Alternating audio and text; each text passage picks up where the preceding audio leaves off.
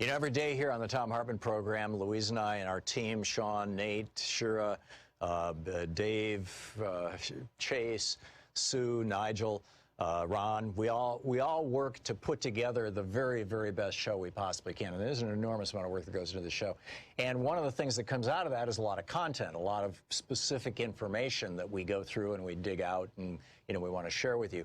And Sue puts that into our newsletter every week. And I think you will, if you don't already receive our newsletter, it comes in email every day, about an hour after we're off the air, or maybe a couple hours after we're off the air.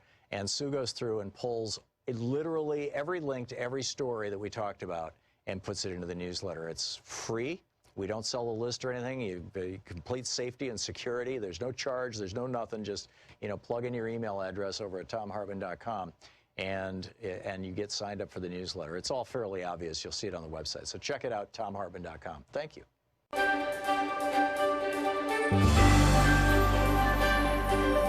Our book today in the Thom Hartmann Book Club is Treason and Betrayal, The Rise and Fall of Individual One by Kenneth Ford McCallion. This is from the prologue. It was a gray, overcast day in Washington on January 20th, 2017, the day that Donald J. Trump was sworn in as 45th President of the United States. The weather matched the mood of the majority of Americans who had voted for Hillary Clinton, but whose candidate was denied the election as a result of an anachronistic electoral college system, a lackluster Clinton campaign that had ignored key battleground states such as Michigan and Wisconsin, and, of course, substantial help from the Russians. But the most significant assault on American democracy did not result from the illegal hacking and cyber attacks by Russian agents on our electoral system and social media. Rather, it came from Donald Trump's full-scale assault on American ideals and values, which had long been this country's most powerful weapon in its arsenal of democracy. In his grim inauguration speech, Trump basically announced the end of American exceptionalism, the hallowed concept and conviction that the United States has a special mission and place in history. Instead of extolling the virtues of our democracy and calling upon its citizens to raise the torch of liberty in every corner of this country and around the world, Trump took the cynical view that the United States was no better or worse than Russia or any other authoritarian country, and that all our government should be doing is to put America first by concentrating on building our country's economic wealth over all other considerations, and by not worrying about other concerns such as human rights or even democratic rights and freedoms around the world.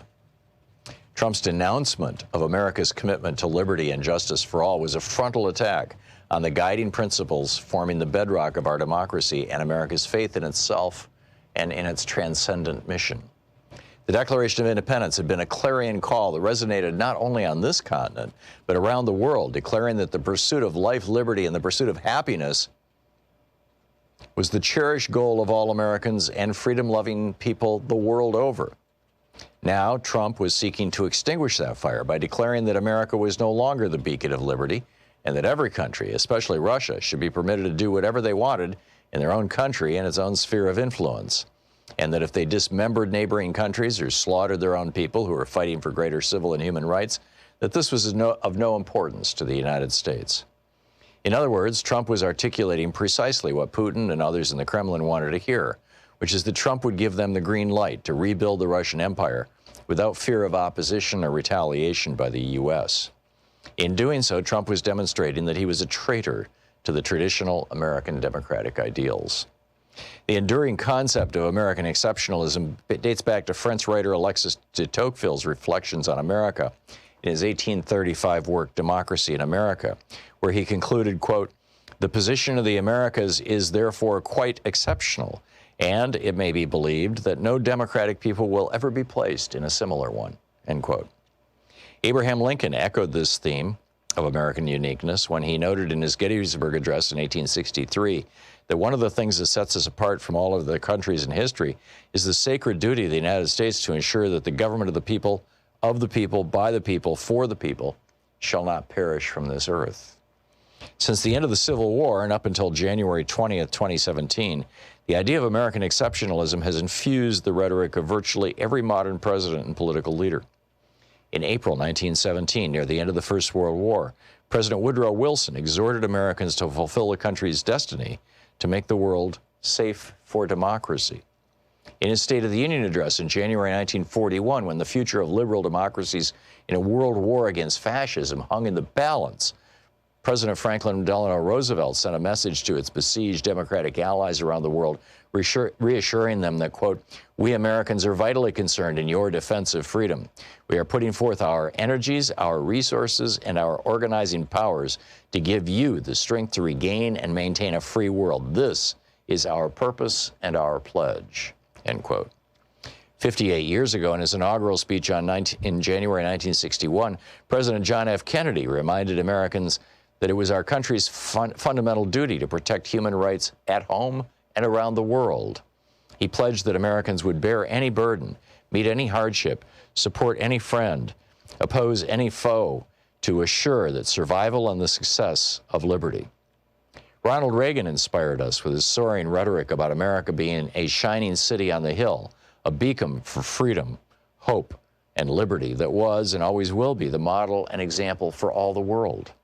President Obama, in April 2009, publicly acknowledged America's, quote, "extraordinary role in leading the world toward peace and prosperity," end quote, while cautioning that such a lofty goal could only be achieved through effective partnerships with other countries.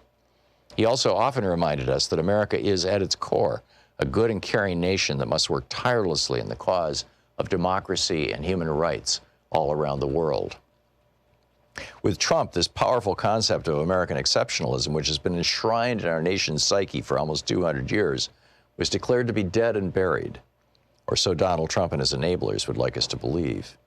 In the immortal words of Stephen Colbert, Trump, in his easily forgettable inaugural speech, basically compared America to a dumpster fire. America's longstanding mission to preserve and protect the causes of democracy, freedom, and human rights around the world had, according to Trump, virtually devastated the country. Treason and Betrayal is the book.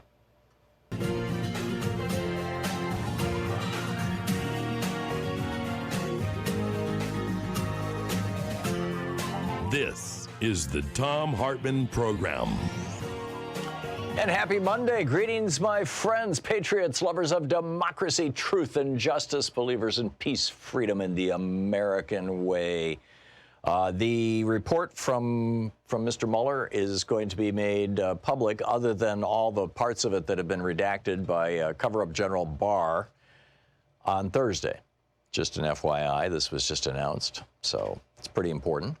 It's tax day. In our second hour, Morris Pearl is going to drop by. He is the chair of the Patriotic Millionaires, a group of very wealthy people who want their taxes raised. Followed by Charles Sauer, a libertarian economist, who is going to basically say, no, you don't want to do that. And in our third hour, the president of the McIntosh Foundation, a member of Earth Justice's board of directors, Winsome McIntosh, is going to drop by to talk about why we still need to ratify the Equal Rights Amendment and, what that all means. But I wanted to start out, I don't know if you heard Pete Buttigieg, whether it's Buddha Judge or Boot Edge. I guess it's Boot Edge. That's what they were prompting the crowd in his opening speech. If you heard his speech on Sunday, I'm curious to get your thoughts on it. One of the things that I thought was, really important in his speech is that he's reclaiming Christianity. Among other things. I mean, he's reclaiming a lot of stuff, but this is, I think, one of the most important. And it wasn't just in his speech. I mean, he's been in this little feud here with Mike Pence for about a week now. And I'm like, hey, about time. Jesus was a liberal. And the efforts, I mean, not just a liberal. He was not just a socialist. He was a communist. He was as left as you can get, right? The purse was held communally. One guy held it, Judas, but his job was to take everybody's stuff and pool it together and, buy things that everybody needed, from each according to his ability, to each according to his needs. It's like, Jesus was the original Marxist. But we don't need to, go quite that far. I mean, we could just point out that, in Matthew 25, Jesus said basically, this is the one time in the Bible where the disciples came to him and said, how do we get into heaven? And he said, feed the hungry, heal the sick, welcome the stranger. I'm not seeing this happening in Mike Pence's world, right? And Pete Buttigieg is like pointing that out. Here's the problem, and this is a real problem for the Republican Party, and it has been for the better part of 40 or 50 years, is they literally have nothing to run on. They have literally no, quote, ideas. Paul Ryan was supposed to be the smartest guy in town. He lifted weights and he was really brilliant, good with numbers. What were his ideas? Oh, that's right. Cut taxes by 1.5 trillion, 1.9 actually trillion dollars. Borrow that money from our grandchildren and give it to rich people. That worked out real well. Meanwhile, truckers are getting screwed. We'll talk about that in the next hour. But basically, I mean, this is it. And the American people have figured out that the GOP tax scam was just that. It was a tax scam. So the question, I guess, for the hour is Mike Pence a Christian? How for that matter, is Billy Graham Jr., or Franklin Graham, excuse me, a Christian? Is Jerry Falwell Jr. a Christian? I look at their behavior. By their works they shall be known, remember? I look at that behavior and I have to say, well, one of the things about being a Christian is not judging other people, but that said, I can't categorically say that they're not Christians, but I can say that it sure doesn't look like they're followers of Jesus, at least, in that behavior, which raises like some interesting issues about all kinds of stuff, frankly. The religion in the public square. We've got there's this right-wing movement, this Project Blitz that's going on right now, as we speak, where fundamentalist Christians have come up with these twin lies, these two lies, that they are literally putting into legislation in state after state after state. The most recent was Texas's Senate Bill 17, anti-gay legislation. It basically says not just stores can discriminate, but anybody who has a license, a pharmacist, a doctor, a lawyer, anybody with a license can discriminate against gay people or anybody on that spectrum, anybody who's not just totally, cisgendered, if they hold, quote, a sincerely held religious belief. Get that? The two lies that these guys are promoting are, number one, and they're using David Talbot to do this, who's a guy who literally makes up quotes from people like Thomas Jefferson to say that America is a Christian nation. He's a hustler, a phony baloney hustler. He used to be on the Glenn Beck show all the time. Totally discredited.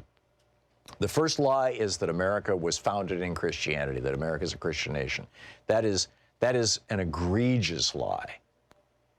And then the second lie is that the foundational core concept of Christianity is bigotry, is discriminating against people, is hating people because of their sexuality, hating people because of their gender, hating people because of their gender identity, hating people because of their religion. And this is all these guys have, right? This is all the Republican Party has. This is why a video of Ilhan Omar and 9/11 is pinned at the top of Donald Trump's Twitter feed. Because all they have is bigotry, and they're calling it Christianity. And they're running on this. Mike Pence is running on this. USA Today published a story on April 3rd titled Copy Paste Legislate. And what they did is they looked from the period of 2010 to 2018. They looked at 10,000 pieces of legislation that were introduced in every single state. This 2-year joint investigation between the Center for Public Integrity and the Arizona Republic newspapers. And what they found was that 4,300 of those 10,000 bills were actually written by corporations. And another 4,012 of them were written by conservative groups, and most of the conservative groups were religious, or at least claimed religion in order to get a tax exemption. But really, they were bigot laws. They were laws that sought to minimize the rights and privileges in our society of people that the Christians don't like. Rachel Lacer, the president of Americans United for Separation of Church and State, told Salon, Project Blitz. This is this Project Blitz. This is this thing that all these right-wing millionaires, Jerry Falwell Jr. and Franklin Graham and all these other guys. I don't know specifically if those two are involved. I'd be astonished if they weren't. But it's this major multi-state project to put religion into our law. One of the pieces is having religion, having the Christian history of America taught in our elementary schools. All right, we're going to teach lies in our schools. And then institutionalizing laws that allow pharmacists to say, no, I'm sorry, I can't fill your prescription for birth control pills. It violates my religion. Or doctors saying, no, I'm sorry, I can't treat you, your broken leg, because you're gay, and that violates my religion. It's bigotry. And they're calling this Christianity. And it's not Christianity, at least as I know it. I mean, can you figure out any way to rationalize this? I mean, who would Jesus discriminate against? Right? To the best of my knowledge, the only people in his life he ever got pissed off at were the money changers in the temple, the businessmen who were trying to make money off religion, the people who were hustling, little animals to sacrifice in exchange for cash. I mean, they were like the televangelists of their day. It was the Pat Robertsons that Jesus was seriously PO'd with. And then you look at this story, the plot against America inside the Christian rights program to remodel America. Clarkson tells Salon, the authors of the Project Blitz playbook are the savvy purveyors of dominionism, which is chillingly akin to a handmaiden's tale. They live in an imminent theocratic vision. In other words, they believe that the country needs to be run by God. But because God doesn't just show up on television, they're the ones who are going to tell us what God wants. The first tier of Project Blitz is to import the Christian nationalist worldview into public schools. The second tier aims to make government increasingly a partner in Christianizing America. And the third tier contains these specific proposed laws to, quote, protect religious beliefs and practices that really are just pro-bigotry laws. In fact, they say specifically to denigrate the LGBTQ community and to defend and advance the right to discriminate. Period. Very straightforward. And they've come up with this set of lies, this whole false narrative. With that false identity in place, Christian nationalists rationalize the freedom to discriminate as a fundamental right. This, for example, is from this law in Texas that I was telling you about, Section 2, marriage should be recognized as a union of one man and one woman, okay? No more gay marriage. Number 2, sexual relations are properly reserved to such a marriage. You can't have sex with somebody if you're not A, married, and B, straight. Or maybe we should reverse those. And then C, man and woman refer to an individual's immutable biological sex as objectively determined by anatomy and genetics at time of birth. And they're calling this the Marriage Tolerance Act. I mean, it's like, not only are these guys bizarre, but they're pushing this bizarreness under the guise of compassion. I mean, this is nuts. Do you think Mike Pence is a Christian? Is there any context in which, you know, a bigot like Mike Pence, openly, proudly bigoted, can be considered a Christian? 18 minutes past the hour. This is the Thom Hartmann Program. Taking back the mainstream media 3 hours a day, 5 days a week. Thom Hartmann here with you. We'll be back with your calls in just a moment. Oh, and get into what Trump is doing with Ilhan Omar.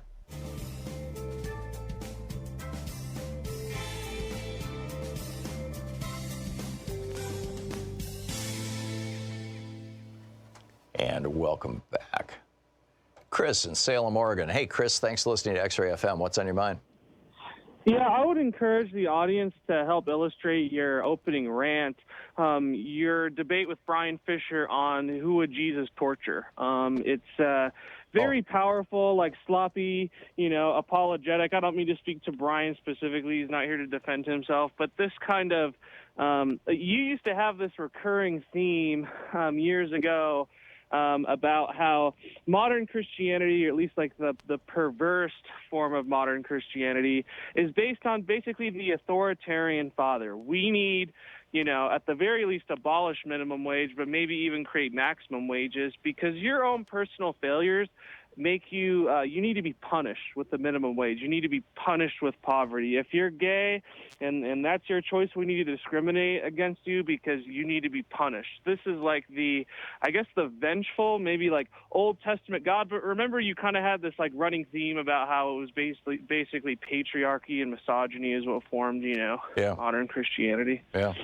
No, it's real, and it's all there, and you're absolutely right. And that is their shtick. And in fact, some of these people will even tell you that they derive more of their juice from the Old Testament than the New Testament. They're not all down with that whole Jesus, you know, touchy-feely, we love everybody, you know, kind of liberalism. They would much rather have the angry God, you know, throwing lightning bolts from the sky and threatening all of us. Chris, excellent points. Thank you very much for making them. Yeah, what's his name is no longer debating anybody, by the way. I think he's figured these things out. Irene in New York City. Hey, Irene, what's up? Hey, Tom. Nice to talk to you again. Thank you. Yeah, I just want to jump in here. I spent years and years in Catholic school, 12 years in Catholic school. Mm-hmm. And some Christians wouldn't think that makes me a Christian, but that's their problem. I believe that the organized churches very much today are about power and influence.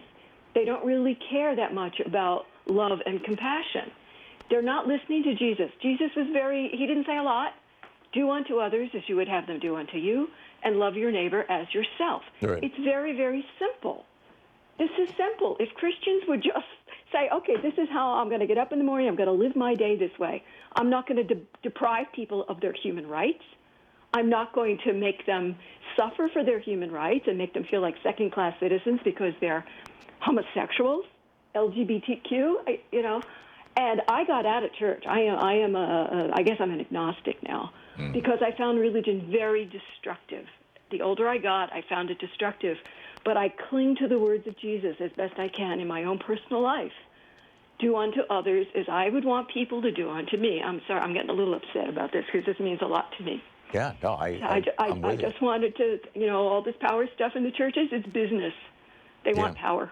And they want to maintain their tax exemptions while they still engage in the political world. Oh, yeah. I mean, absolutely. This is huge. In fact, the big thing that got Donald Trump the evangelical vote was his saying that he was going to repeal the Johnson Amendment. which was passed in the 1950s by Lyndon Johnson when he was in the Senate, which says that if your church engages in political activity, you lose your tax-exempt status. And churches have been flaunting this for years now, but Trump said he was going to repeal it. He hasn't. He hasn't put any effort into it at all. But they know that he's on their side. Irene, thank you for the call.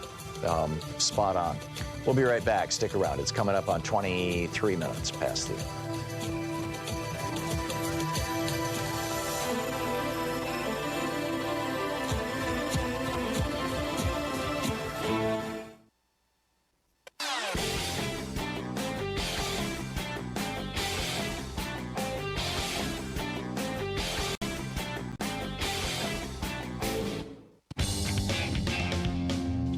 So let me add just one other question to the mix here for our first hour.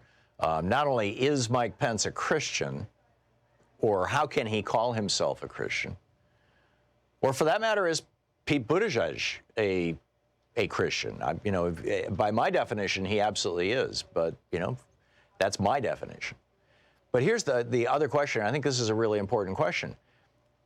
Donald Trump and the Republicans literally have nothing to run on unless you're talking to very wealthy people, right? I mean, like they screwed truckers, they screwed everybody. They screwed anybody who lives in a blue state.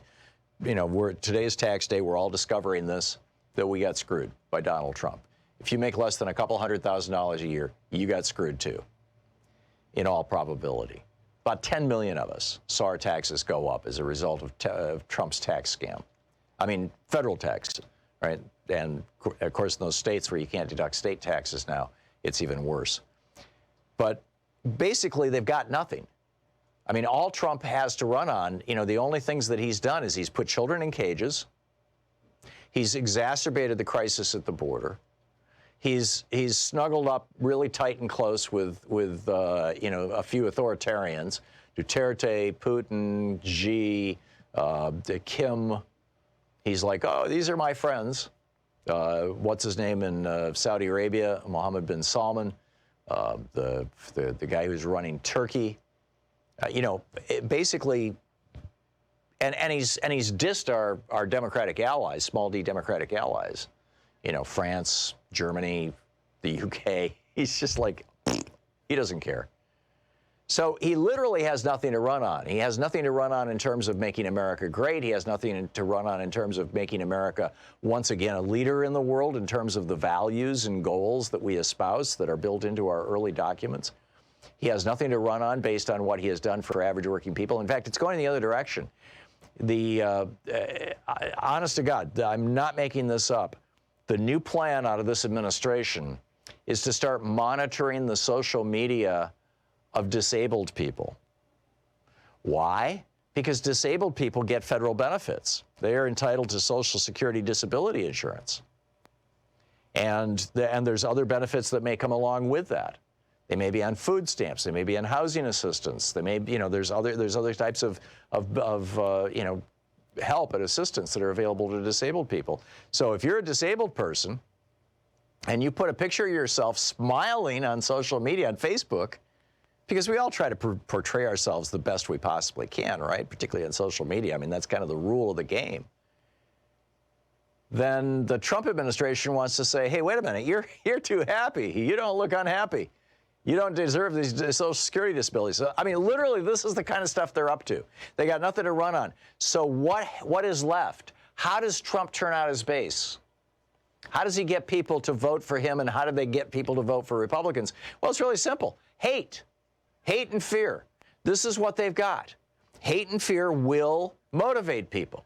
George W. Bush used it after 9/11. Hate and fear the Muslims. Donald Trump is using it. Hate and fear the Muslims. Who are the Muslims? Well, it's Ilhan Omar. Oh, my God, we've got a woman. She's a Somali refugee. She's from Minnesota, Democrat blue state. She's a Democrat. She's a Muslim, and she is outspoken, and she's a progressive. Oh, my God. So let's demonize her. Let's vilify her. So the question, what do we do when Donald Trump is stoking the flames of violence against Muslims or against any group or any individual? What would you do if you were the person that Donald Trump had pinned to the top of his Twitter feed, basically an invitation to any right-wing armed crazy in the country to come kill you.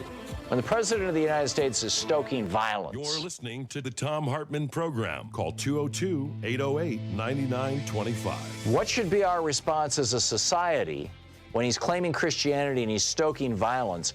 And frankly, what should Ilhan Omar do?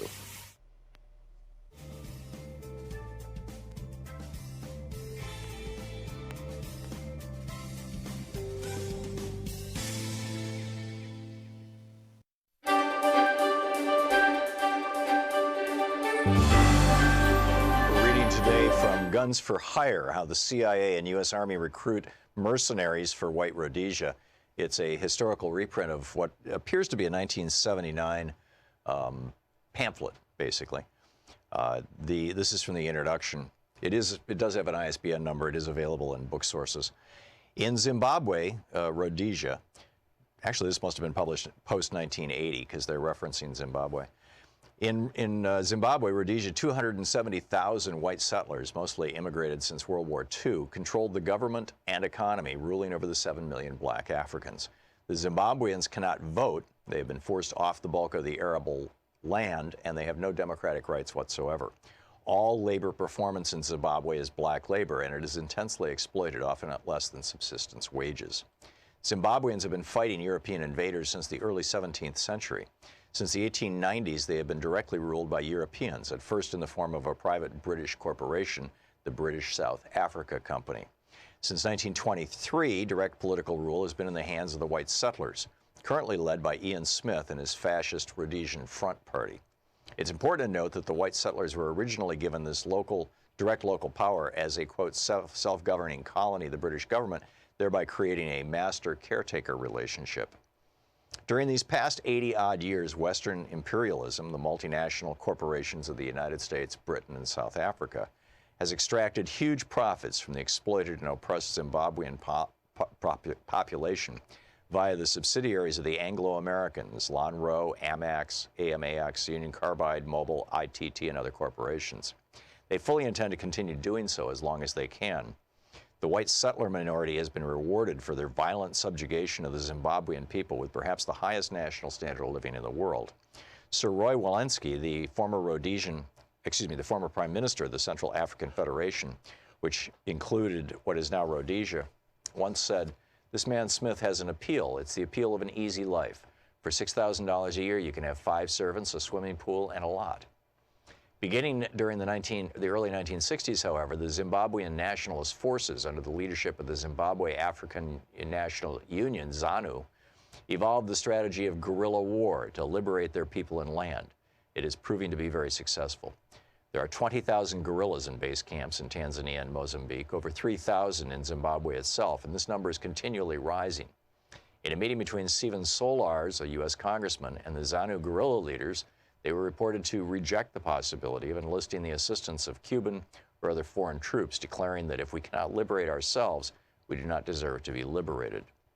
Despite Western propaganda to the effect that the U.S. and British only wish to avoid a bloodshed in Rhodesia, don't forget the Zimbabweans have been bleeding for almost a century, their real fear is that the liberation struggle will win. With this victory in sight, it is not surprising that the counterattack by the Smith regime has become more vicious and brutal. Actually, this must have been published pre-1980 because this is when Smith was still in power in Rhodesia. More than 250,000 rural Zimbabweans have been forced into concentration camps. Terrorist raids have been conducted against Zimbabwean refugees in Mozambique.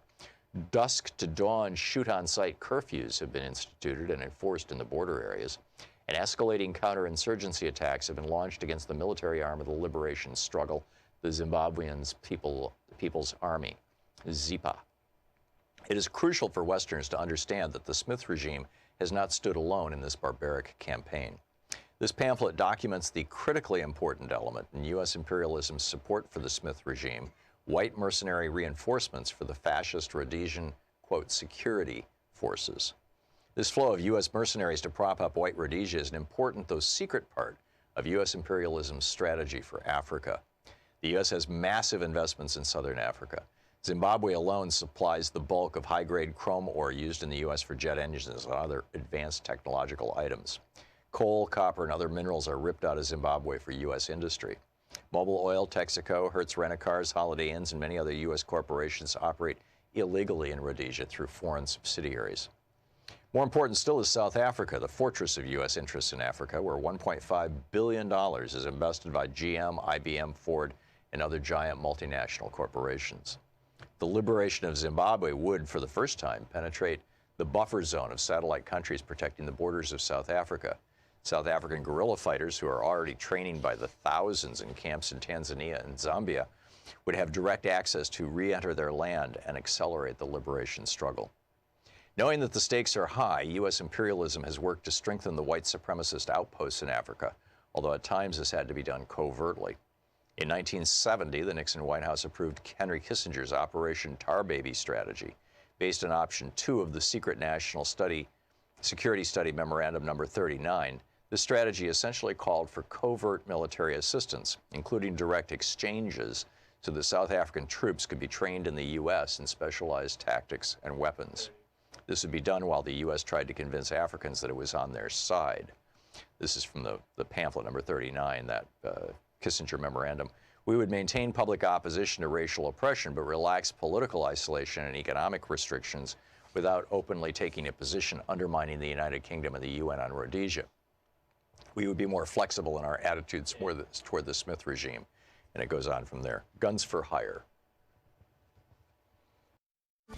Want to connect with the show online? You can find the Thom Hartmann Program on Facebook, Twitter, and Instagram. Because companies' bottom lines. Exxon, for example, lavishly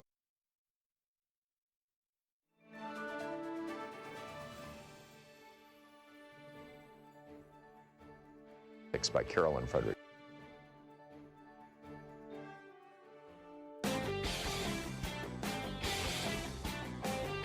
And welcome back. Thom Hartmann here with you. And this is absolutely fascinating stuff, right? And by the way, it was yesterday, Sunday, Pete Buttigieg announced that he was running for president, and he gave a great speech from South Bend. And I went on I was so blown away by the speech, because part of it was basically he picked up that article that I wrote about, 3 or 4 weeks ago, saying, when Republicans talk about freedom, here's what they're talking about: the freedom to die like a dog in the gutter. But actual freedom means things like having health care and having rights and stuff like that. That's real freedom.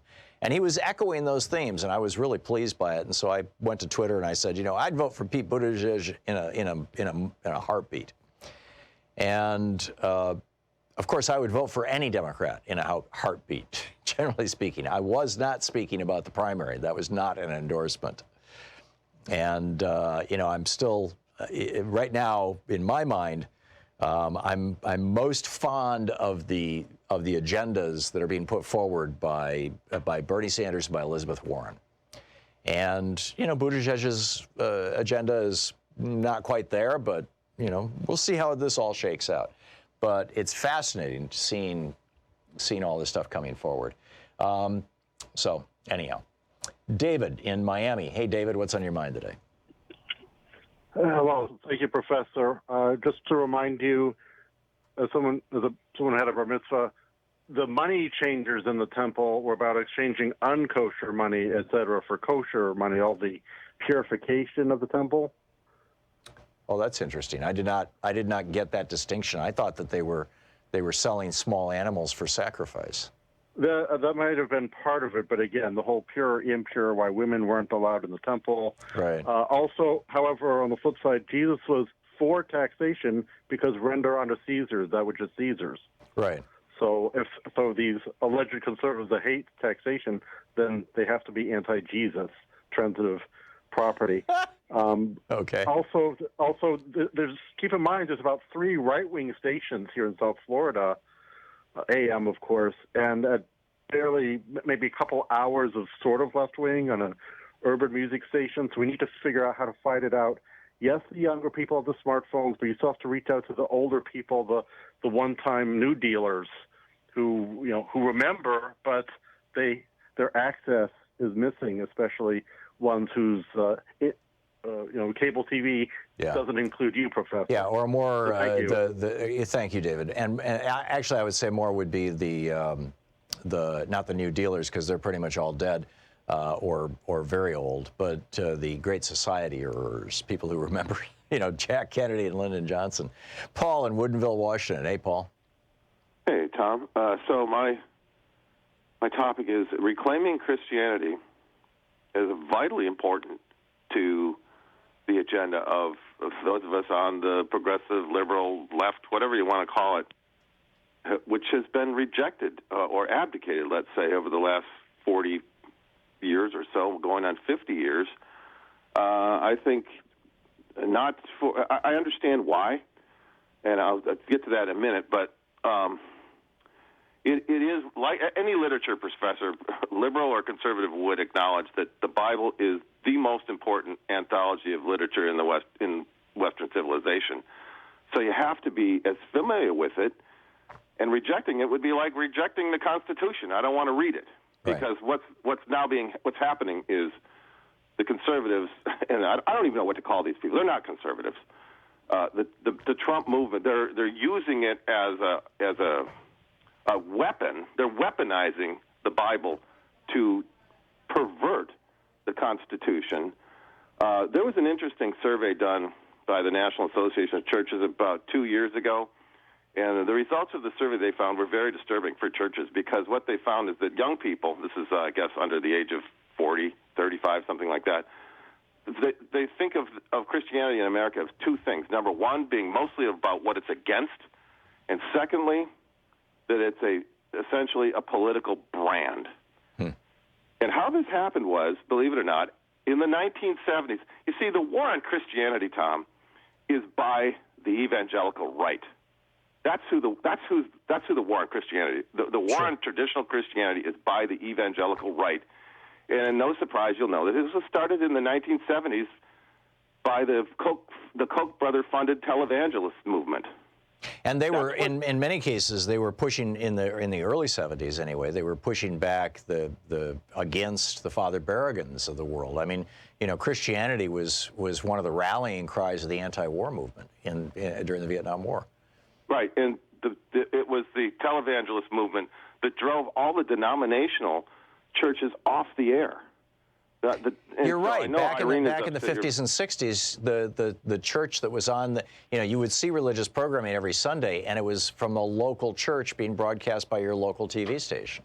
Right, and the denominational churches at the time were primarily filled with what we would call with Democrats. Yeah. The denominational churches, what your previous caller, Eileen, was talking about, I understand her dismay because she was raised a Catholic, and the churches can be influenced by who's in them, just like your local precinct, your local Democratic precincts are influenced by who goes there. Right. And so what's happened is that the right-wing movement is, while they like to say this, they say the Bible is inerrant, and they read that, at sort of the same originalist approach as they say the Constitution is, but they then read the Bible in this high-level degree of abstraction to make it say what they want. Or they cherry-pick the pieces out of it that echo their particular prejudices and sentiments. Correct. And so, for instance, there was a discussion. If you get familiar with it, we don't have time for it, but I have been, in about the last 15 years, become really interested and practically a scholar of the Bible in many ways, just because I had to, so many bad things happened in my life. I thought, I'll just turn to this. If it really is the Word of God, let me read it. So I thought, well, it's a good idea. But, for instance, I hear people talk about, anti-LGBTQ, and I will tell them, there's not a single discussion in the New Testament about homosexuality. Not one. Nowhere. Right, and there's only one or two references in the entire Old Testament. Well, and they're buried among 600 other laws. And not to get into too academic, but when you read it in Greek, that's not what it's talking about. The concept of homosexuality, that is natural attraction between two people of the same gender, didn't appear until the 1860s. So what the Bible is referring to is not homosexuality. It's referring to something different, and it's a little bit subtle. When you read the Bible in Greek, it's a lot. it's like reading. It's like looking at a movie in Technicolor. Everything comes out that are subtle understandings that you need to have. But for instance, I mean, if people say, "What about Sodom and Gomorrah?" Well, you know what? You can look at Ezekiel 16:48, and he'll tells you what the sins of Sodom are, and nothing about sex. Right. Essentially, it's the 7 deadly sins. It was greed was the big one, wasn't it? What's up? Sorry. Wasn't greed the big one? Yeah. Well, the 7 deadly sins they're listed right there. Yeah. But what was Sodom and Gomorrah was about rape. Rape is not homosexuality. That's right. Rape is rape, no matter Yep. who's doing it. Yep. So that's what the thing. And then somebody will point to, oh, well, what about Romans chapter 1, 24 through 27? It says no. He's talking about porneia. Porneia in the Greek is any kind of. I mean, there's all kinds of twisted, perverted things that heterosexuals can do. Mm. So it's like that's the thing. If you get familiar with it, you have to be able to talk about it, and to abdicate it is just leaving it essentially to Satan. You're leaving the most important literature of Western civilization to Satan if you don't choose it, pick it up for yourself. That's right. my point. And in this case, the Satan has become essentially these multimillionaire children of multimillionaire evangelicals. You know, Franklin Graham, Jerry Falwell Jr., and you know, among others. I mean, there's a whole collection of them, and some of them aren't literally the genetic heirs of another person, but there's, you know, the church has been kind of passed along, and the empire has been expanded, and you know, all these things, and at the core of it all is greed. You know, your previous caller, Irene, she was upset, and I said I got away from Christianity for the most part because of my evangelical older brother, and I just thought, if that's what Christianity is, I was raised in the Lutheran church, we all were, but I thought, if that's Christianity, I want nothing to do with it. And then I finally met 2 women who don't know each other, but they're devout Democrats, liberals, who are both also devout Christians.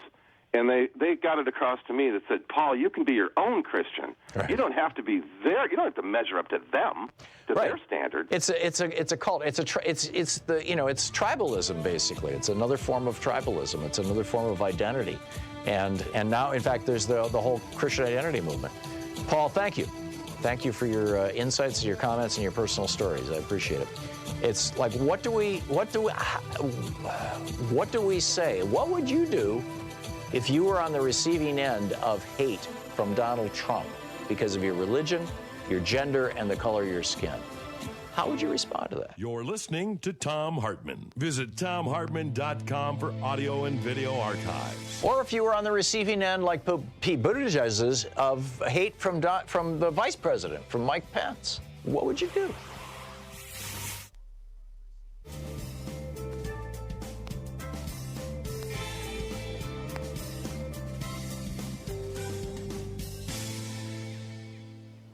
And welcome back. Victoria in Los Angeles, listening on KPFK. Hey, Victoria, what's up? Hi. This is my concern. I'm a historian. Mm-hmm. And what I've discovered over the years is that religion, when the Europeans got a hold to the Bible, they took the word light to mean white, okay? This is Rome, and so once they declared that said about the precedence of white supremacy. Now, white supremacy was based on that, but it goes even deeper than that, because what you have to understand is that the Jews were very upset that the Messiah, for one, did not come from a wealthy family, and he was a little bit darker than what they expected. So the Jews conspired with the Rome. And so once the crucifixion took place, this man's whole family and friends were totally gotten rid of. By now, they have constructed a judicial system and a legal system that would keep them in power forever, and that is really the construct behind all of this. The reality is that there was never anyone even named Jesus to even exist at that time, because the letter J didn't exist.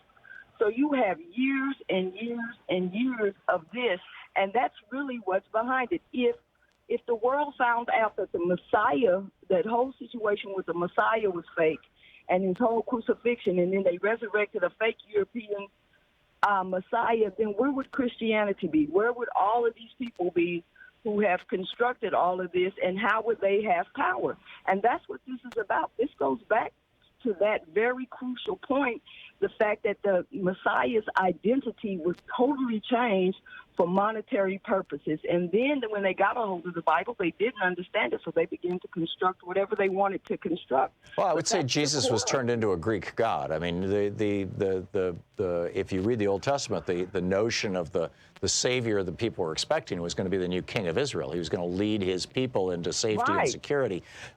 He wasn't an agent of personal supernatural salvation.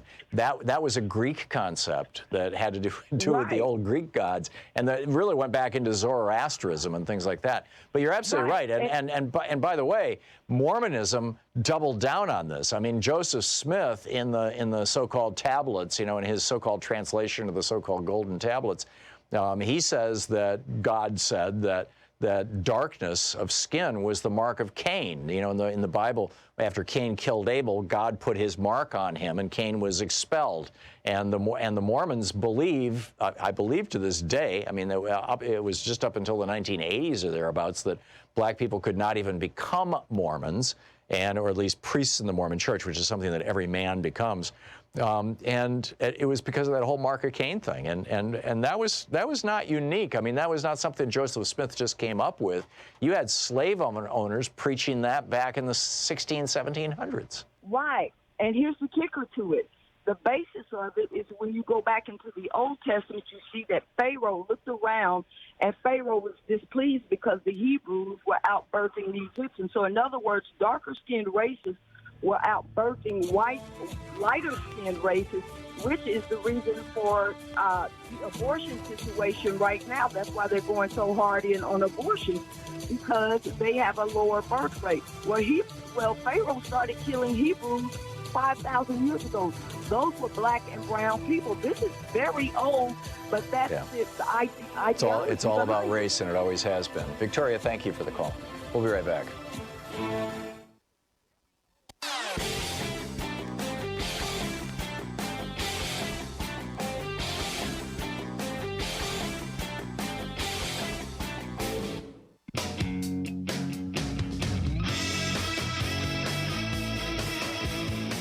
Welcome back. Thom Hartmann here with you 10 minutes before the hour. Linda in Auburn, Washington. Hey, Linda, what's on your mind?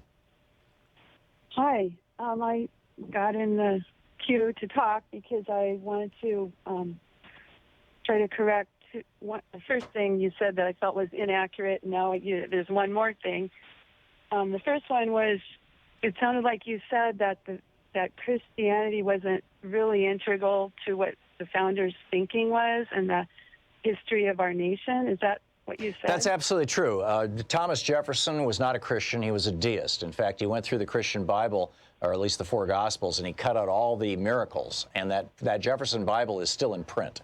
So, number one, in fact, he put nature's God into the Constitution. John Adams, who was a Christian, scratched that out and put the Christian God.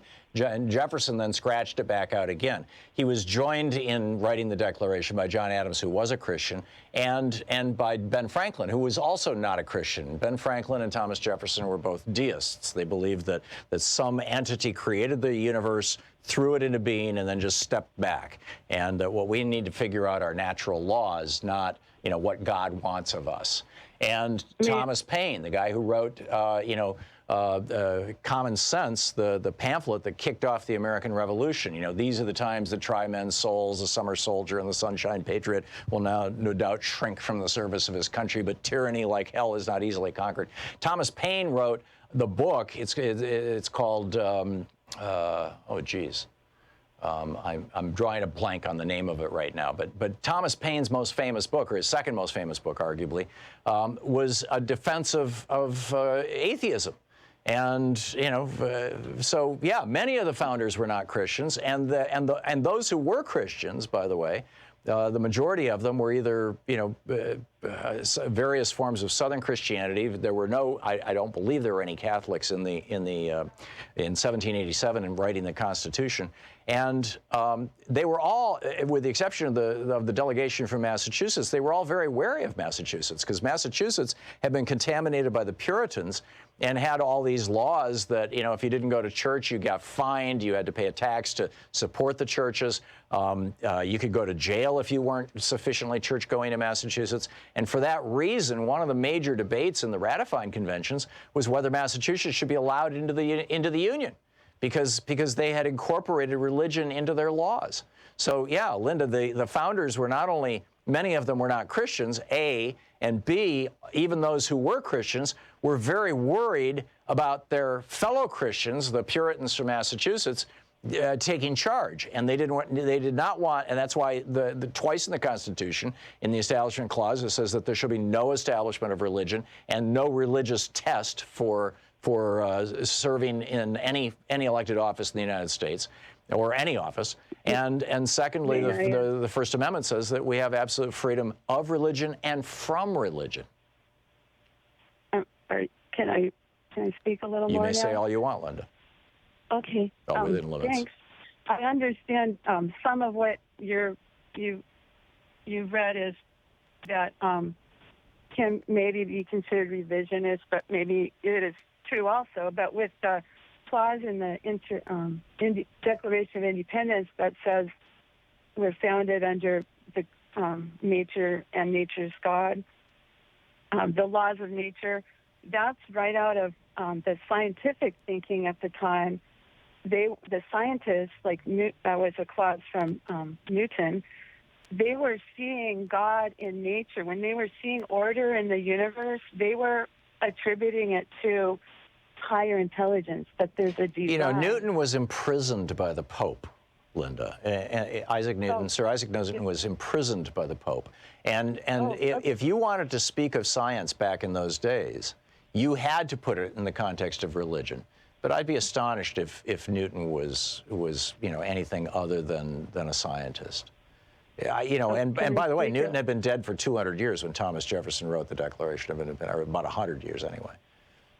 150 years. Also, when I researched the history, we have to look at the Inquisition. We have to look at this country was a reaction. The New World was a reaction to getting away from authoritarianism of the Catholic Church, where it still goes on that only the leaders are reading the Bible.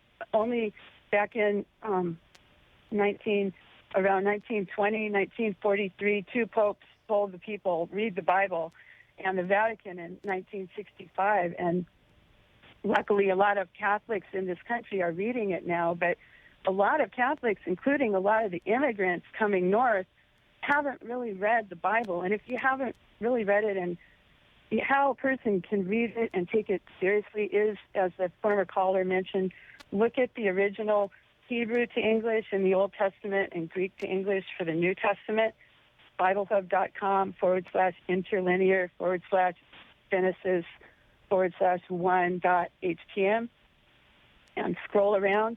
That's when you start getting clear about what really was people were talking about. So Holy Spirit in the Old Testament has a gender, female gender. So that's useful to think about. Yeah, it is. Linda, I am going to stop this conversation right now because we're starting to get into theological nuance, and I really want to keep this on politics. Linda, thank you for the call, though. Russ in Portland. Hey, Russ, what's up? Tom, are you familiar with the works of a man I consider to be one of the great observers of the American political scene in the last 25 years, Kevin Phillips? Do you know about him? Yeah, I've read several of his books, actually. The coming Republican majority was a big deal back in the late 60s, early 70s, I guess it was. That's what brought him to the attention of people like you, was the book he wrote that was the blueprint for Richard Nixon's victory in 1968. Right. But in 2006, he wrote a book called American Theocracy. Yes, I'm familiar with it. In fact, I had him on the show. We discussed it. Really? Yeah. When was that? Oh, it was around the time the book came out. Yeah, 2006. Yeah, it was around 10 years ago. Yeah, well, it was a little more than 10 years ago. Yeah, we've been doing the show for 15 years. I've interviewed Kevin Phillips a couple of times. It's been a long time since I've talked to him, but he very insightful guy. So make your point real quick, Russ, because we're hitting the end of the hour. Well, on the cover of the book is a megachurch with a big American flag behind the choir, and it put me in mind of what I think Sinclair Lewis said, that when fascism comes to America, it will come carrying a cross wrapped in the flag. Yep. And amen. Amen. Okay. Russ, thank you. Thank you very much. We'll be back. We're hitting the top of the hour here. We're going to be debating taxes right after this. You're listening to Thom Hartmann.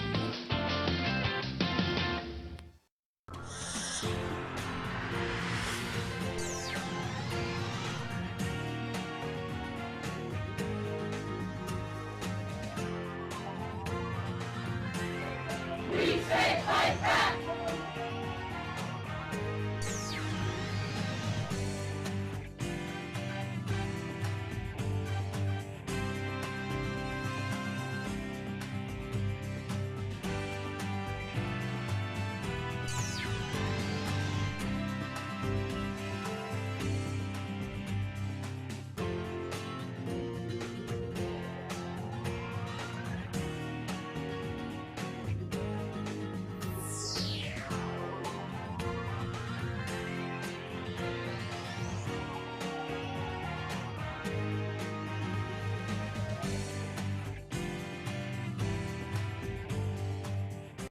You know, we put together the coolest little newsletter every single day, or every single weekday, every day that we do our show.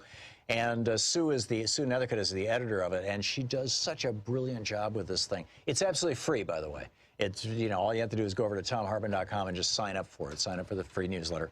And we don't sell the list or share it or any of that kind of stuff. So, you know, it's just coming to you, and that's it. And every day, as we're doing the show, Sue is listening to the show, and she is finding the websites for all the articles and all the stories and all the topics, broadly speaking, that I'm talking about on radio and on TV. And then she puts the links in there. We call Sue's Daily Stack, and it's literally a link to every article that I've referenced and every broad topic that I've talked about. I think you'll find it really a valuable asset, particularly to help you win the water cooler wars. So be sure to check it out. It's over at thomhartmann.com. It's free. It's our newsletter. Thanks a lot.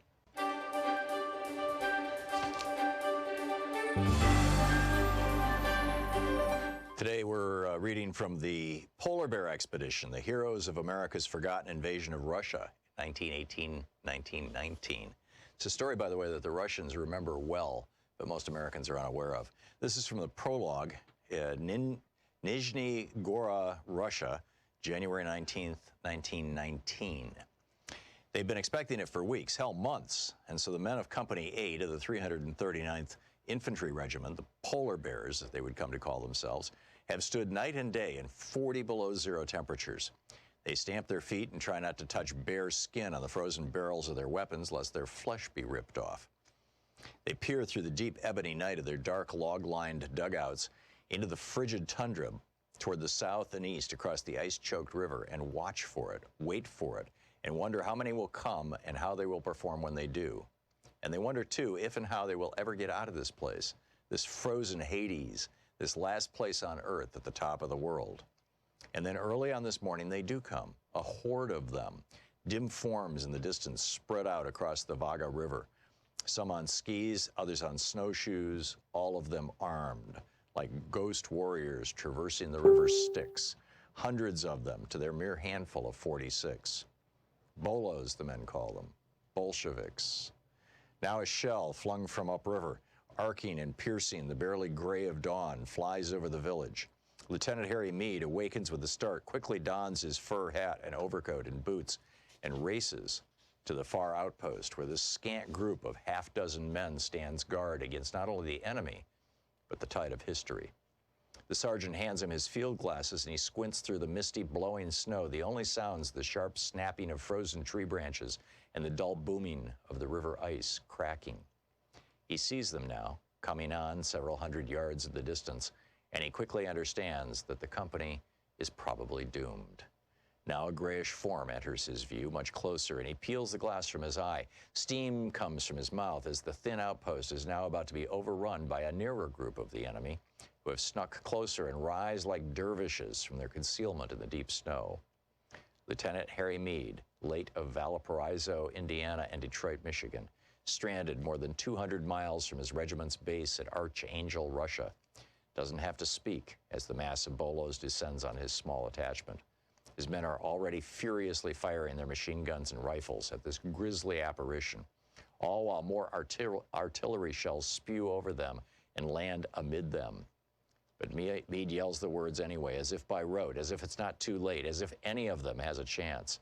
Fire, Meade orders his men. For God's sake, fire. Chapter 1, the March to Intervention. The preliminaries began on March 9th, 1918, with millions of high explosive and gas shells raining across the front between the northern French cities of Pré and Saint-Quentin. The smothering of the British-held territory continued through the week and beyond, and was topped off with a continuous salvo from 6,700 pieces of German artillery, which began at 4:30 in the morning on March 21st. 5 hours later, heavy mortars began raining death and destruction on the British Fifth Army, and 5 minutes later, the advance of 3 German armies, 69 divisions in all, poured from their trenches and headed east, with the aim of splitting the junction of British and French forces on the southern end of the Somme front, and sending the Brits in a panic for the protection of the Channel ports. There was an urgency to the assault, and for good reason. With the signing of the Treaty of Brest-Litovsk on March 3rd, Russia had officially taken itself out of the war and relieved the pressure on Germany's eastern front. After years of fighting a two-front war, German forces were now consolidated. Meanwhile, the United States, which had declared war on Germany nearly a year before, had yet to send enough men across the Atlantic to tip the balance in the Allies' favor on the Western Front. But the Yanks were coming. During that spring of 1918, therefore, Germany had a small and unique window in which to act, while the numbers favored them, and so the hand-picked assault troops went forward in great and deadly haste. Above the attackers, 326 fighter aircraft soared into the morning, with their opposition just 261 British planes. Following barrages, small teams of stormtroopers appeared out of the deep fog and, ignoring the British strongpoints, cut swaths through the trenches with light machine guns, automatic weapons, and flamethrowers. By the end of the first day of what would be a months-long offensive, the Germans had pushed more than 4 miles through the British and were still advancing. In their wake, they left the bodies of an untold number of defenders, thousands of wounded, and 21,000 prisoners. By March 23rd, 3 huge guns made by the arms manufacturer Krupp had been hauled forward and began sending shells into Paris, 72 miles away. 200 Parisians would be killed on that day alone. Those unlucky Parisians would be but grains of sand in an ocean of war that had enveloped France since August of 1914, when a gray tide of Germans had pushed across the border with Belgium and by early September had very nearly taken Paris. The flood was checked on the Marne River east of the French capital in early September, but the war, it would eventually become known as the Great War, had only begun.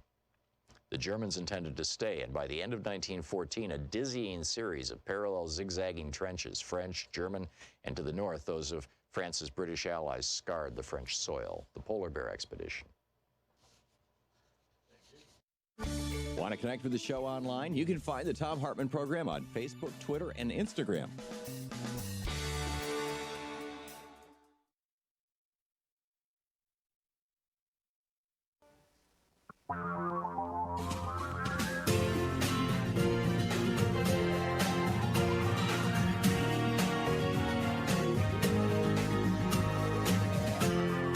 This is the Thom Hartmann Program. And welcome back. Thom Hartmann here with you. Welcome back to the second hour of our program. It is tax day. Truckers are getting seriously PO'd.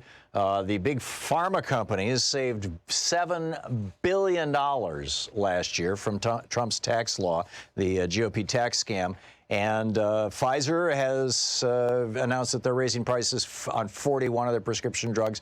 Johnson & Johnson raised prices on 24 prescription drugs. Merck said it's raising prices on 5 of its prescription drugs. Trump said I actually called the heads of Pfizer and Novartis and others. I said, you can't do that. You can't raise your prices. And you know what they did? They brought them down. They didn't raise them. No, sorry, they lied to you, or you lied to us.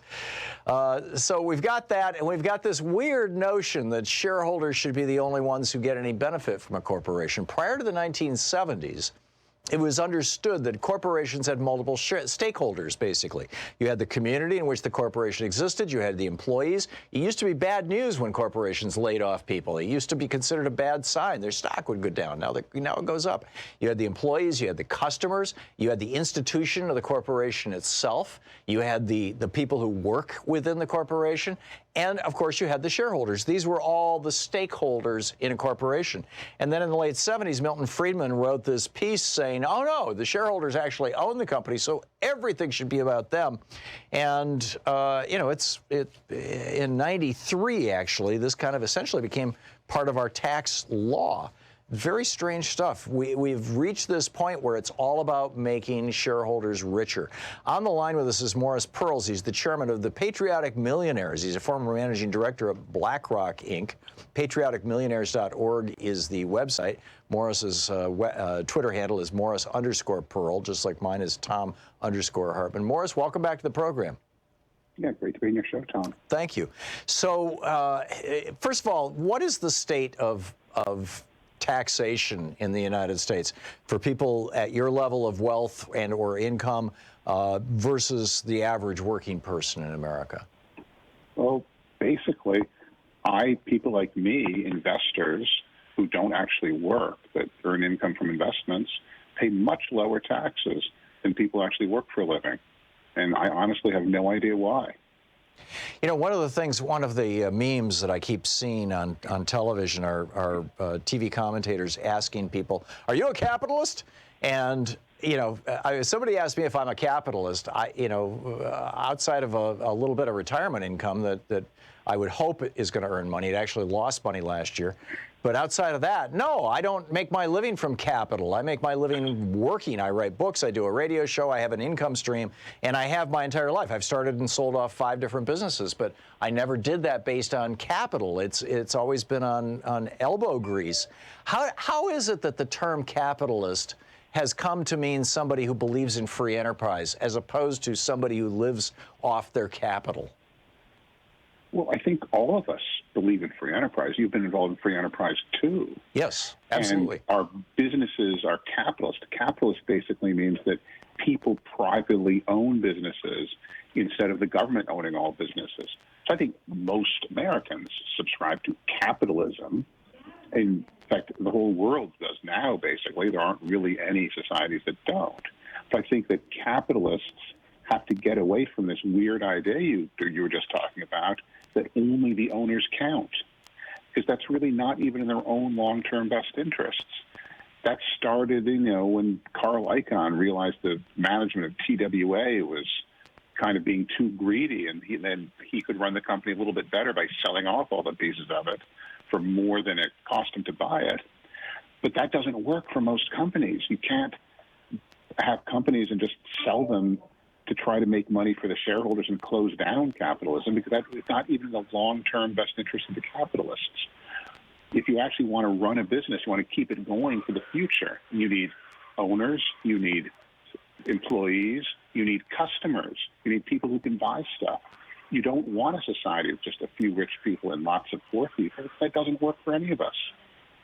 So how do we pull back from these fairly radical changes that were made in policy in the 80s, and Reagan deciding essentially he was no longer going to enforce the antitrust laws and things, and then the rise of the mergers and acquisition business in the 80s, and then of course this being written into tax law in 1993.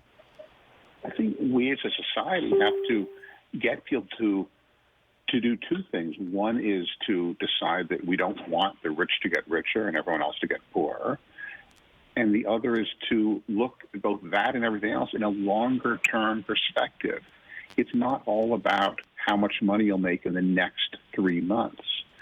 People say, oh, what about Kansas? So the people in Kansas aren't stupid. They're voting for what they think is in their long-term best interests, not for how much not for who will make them more money in the next 3 months, and so do I. I don't vote based on which candidate will have a policy to make me richer this year, and neither do most people. I think we have to make corporate America understand that, too, that it's not just about this quarter. It's about the long term. Isn't that structural, though? Isn't that a matter of changing the incentives? Elizabeth Warren has this Affordable Capitalism Act, and she's suggesting that 40% of the board of directors of a company should be made up of workers, essentially. In Germany, every corporation that has more than 1,000 employees, they're required by the German Constitution that their board of directors be made up at 50% workers from that company.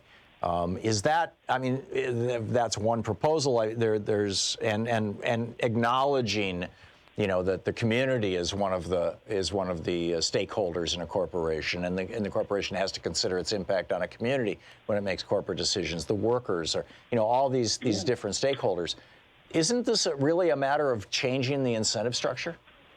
I think we need to, but I also think we need rules and regulations. Well, that's how you do it, right? You can't expect people to do it voluntarily, because if one company decides, I'm going to think long term, and all the rest don't, well, somebody can go and buy that company, because over the very short term, over a few months, that's not going to make them more money. Right. It has to be something like the same reason we need rules that you can't, walk on the grass. If one person walks on the grass, well, that's fine. But if we all do, it'll be destroyed. So we have to have some rules that say, well, none of us will walk on the grass between the paths, and we'll all have a nice garden. So what are the rules that you would propose to reclaim functional capitalism? I think we need some kind of rules that are not to avoid the short-termism, to avoid the idea that you can buy a corporation, and that if you realize that the things that it owns, the airplanes or the factories, whatever, are worth a tiny bit more than the price of it, on one day you can just buy it and sell all those things and make back your money. That's not what we should be encouraging, but somehow we are. And that's the problem with American society, is that we're very short-term, and we have a tax code that makes the rich people have lower tax rates than working people, and so encourages that kind of behavior.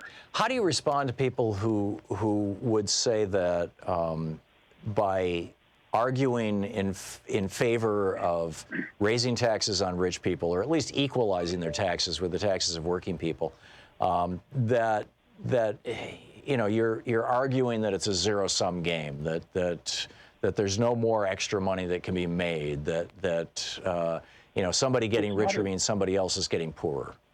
It's not a zero-sum game, because if we all do better, we'll all do better.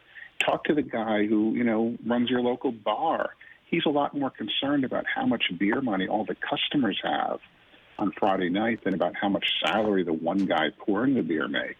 Right. So if everybody gets higher wages, well, then he'll do better too. Look at the people in Seattle where they raised the minimum wage. They didn't have trouble because they were paying their workers too much. They had trouble leasing more space to expand their restaurants and bars because so many more people want to eat out. They're suddenly making more money. So I think it's far more than a zero-sum game. It's a huge sum game. If we can get more money in the hands of working people who actually spend it, as opposed to investors who just look at our computer screens and see our portfolios get more valuable, that's what's going to help the businesses expand. Yeah, extraordinary stuff. Morris Pearl, chairman of Patriotic Millionaires. Patrioticmillionaires.org is their website, former managing director of BlackRock. Morris, thank you so much for being with us today, Mr. Pearl. Thank you. It's great talking with you. It's always great talking with you. Morris_Pearl, by the way, is his Twitter handle if you want to say hi and thank you. Great guy. And extraordinary stuff. I mean, for a rich person to come out and say, yeah, raise my taxes, please. This is the Thom Hartmann Program. That is actually the essence of true patriotism. Raise my taxes because it's better for my country.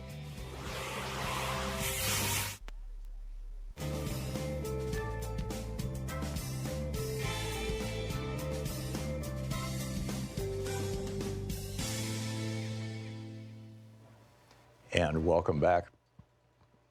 Lara in, is it Llano, Texas? Lara? Yes. Hey, you're on the air. Well, good morning. My comment was on the first section you had on the Christianity. Mm-hmm. When I went to vote this last time, they asked me Republican or Democrat, and I said I'm a Christian. Mm-hmm. And the Tea Party lady said, "Well, I am too, but are you a Republican or a Democrat?" I said, "Honey, you did not see Jesus riding in Jerusalem on an elephant, now did you? He rode a donkey, putting his seal of approval on the Democrat Party." And the Tea Party lady said what? Here's your ballot. I see. Okay. Laura, thanks for sharing that story with us. It's a great one. John in Los Angeles. Hey, John, what's on your mind today? Hello. Hey, John, you're on the air. Oh, great. This goes back to the religion thing. Mm-hmm. Back when I went to middle school, junior high school, you had to put your religion on the sheet when you enrolled in school. Mm-hmm. Okay? I remember and that. This was public school. Right. And in my junior high school, they had Youth for Christ, which they gave the auditorium over to Youth for Christ. The school gave out my information because we were Unitarians. We weren't Christians, as most people think. They gave that information off to Youth for Christ. I was summarily spit on in school by members of that group. You said spit on? Over again. What? Did you say spit on? Yes, I did. Wow. As in people hurling saliva at you for being a Unitarian? Yes. I'm terrified with the state of the country now, and the Mike Pences and all the others crazies, that it's going to happen again, because I would hate to see that happen. Oh, I think it already is, and in a much larger scale. I mean, can you imagine what Ilhan Omar is going through right now as Donald Trump, pins a tweet that suggests that she was in favor of 9/11 because she's Muslim. You're absolutely right. You're absolutely right. I mean, he's encouraging people to spit bullets at her. To think this will happen again, and it looks like it is happening. Yeah. And that's all I had to say. I mean, can you imagine being 14 years old and people in your school who you know spitting on you? That's incredible. That's well, it's true, and it happened to me, and I had this bone to pick with the self-righteous Christians who carry this idea along that they are the supreme everything. Yeah, and the ultimate arbiters of what is and isn't right. Amazing. Exactly. John, thank you. Thank you for the call, and thanks for listening to KPFK. Remarkable stuff. We'll be right back. Charles Sauer is going to drop by in just a second. Tell us why we should lower taxes on rich people, presumably. We'll find out. Stick around.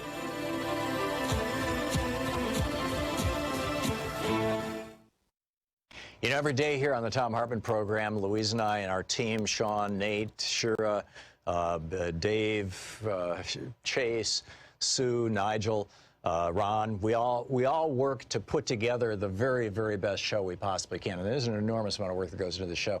And one of the things that comes out of that is a lot of content, a lot of specific information that we go through and we dig out and we want to share with you.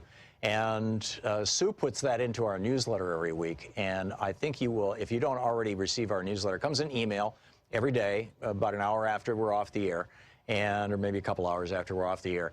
And Sue goes through and pulls literally every link to every story that we talked about and puts it into the newsletter. It's free. We don't sell the list or anything. You complete safety and security. There's no charge. There's no nothing. Just plug in your email address over at thomhartmann.com.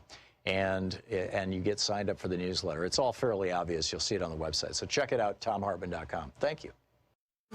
Want to connect with the show online? You can find the Thom Hartmann Program on Facebook, Twitter, and Instagram. Hartmann.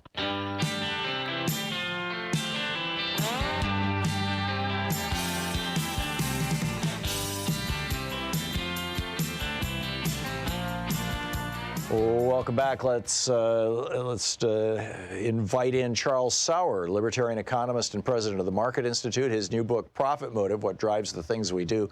MarketInstitute.org is the website. At Charles Sauer, S-A-U-E-R, is his Twitter handle. Charles, welcome back.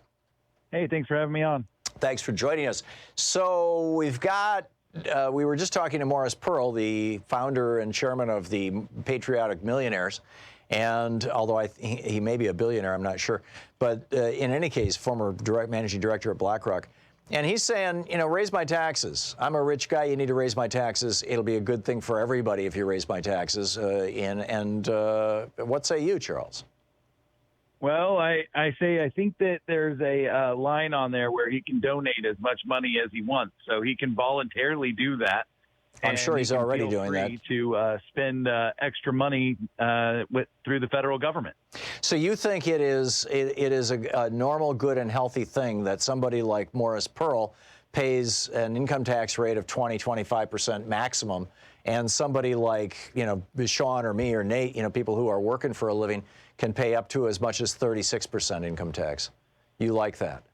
Yeah, well, I think the last time we talked about this, we talked about some of the ways that taxes were actually handled in the past, and you sided with him in saying that 25% for rich people made sense because you accepted the fact that rich people could deduct the fact that they were taking their wife out for lunch while they were on a business trip, or that they were, deducting full meals and expenses and golf while they were out on those trips. And I don't think that that's the case. I think that we should have a higher burden for deductions like that, but I would like to lower the overall rate. If we look at the historical Charles, you're A, you're misquoting me, and B, what does this have to do? You know, why are we debating deductions? It's not deductions that are the lower tax rate. Morris Pearl makes his money through capital gains. He makes his money by investing. He's a capitalist. And capitalists pay a capital gains tax rate, which is 21% right now, right? I mean, he's got a pass-through company. He's showing the profits in the company. He passes it through to himself. He pays a maximum 21%. There's no way I can do that with my paycheck. There's no way you can do that with your paycheck. His tax rate was 25%, which means we were talking about his full taxes, which means he was deducting something off. Well, whatever. But how can you justify lower taxes for rich people than for working people?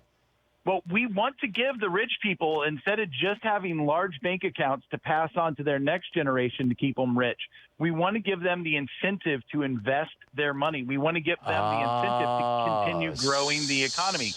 So why don't we give working people the incentive to work by letting them keep more of their paycheck? We are giving the president. The Trump tax scam raised taxes on 10,300,000 Americans.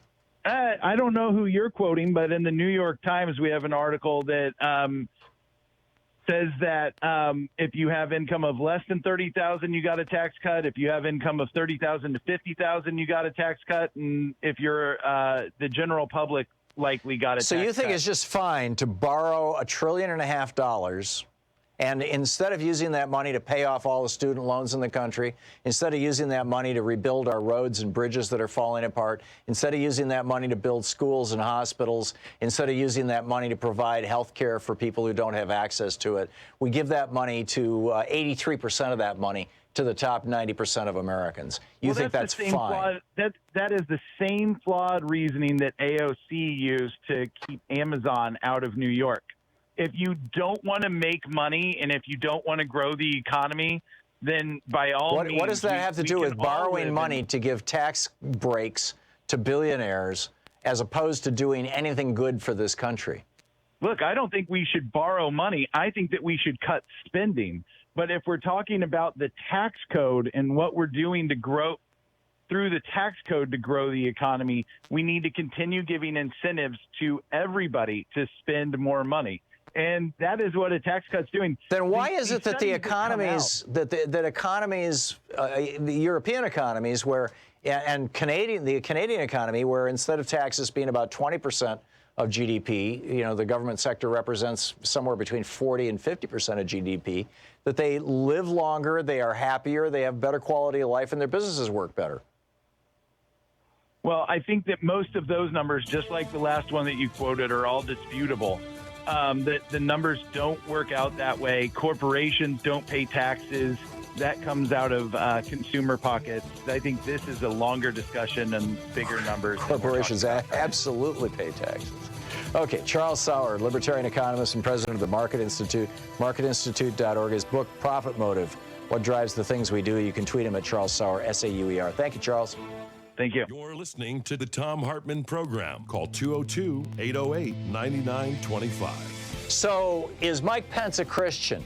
Are the right-wing Christians, are their efforts to take over the government going to be successful? And how's this tax scam worked out for you?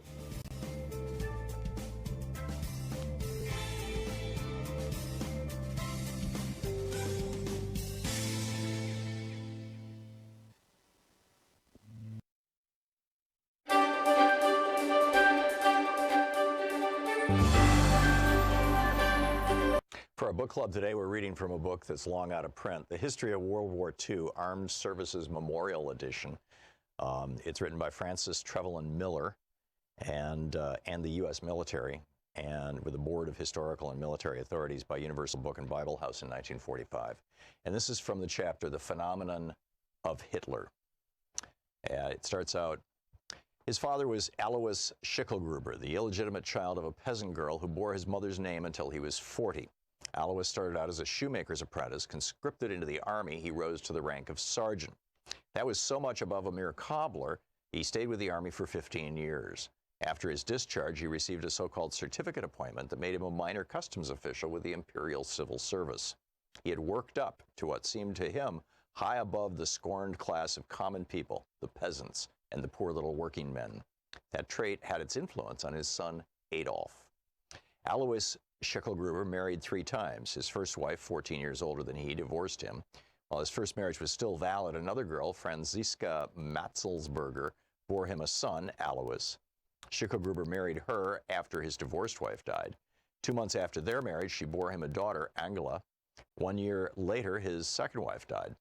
10 months thereafter, he married Clara Polzel, who was his junior by 23 years. He was 47 then and had in the meantime changed his name to obtain a legacy to Hitler.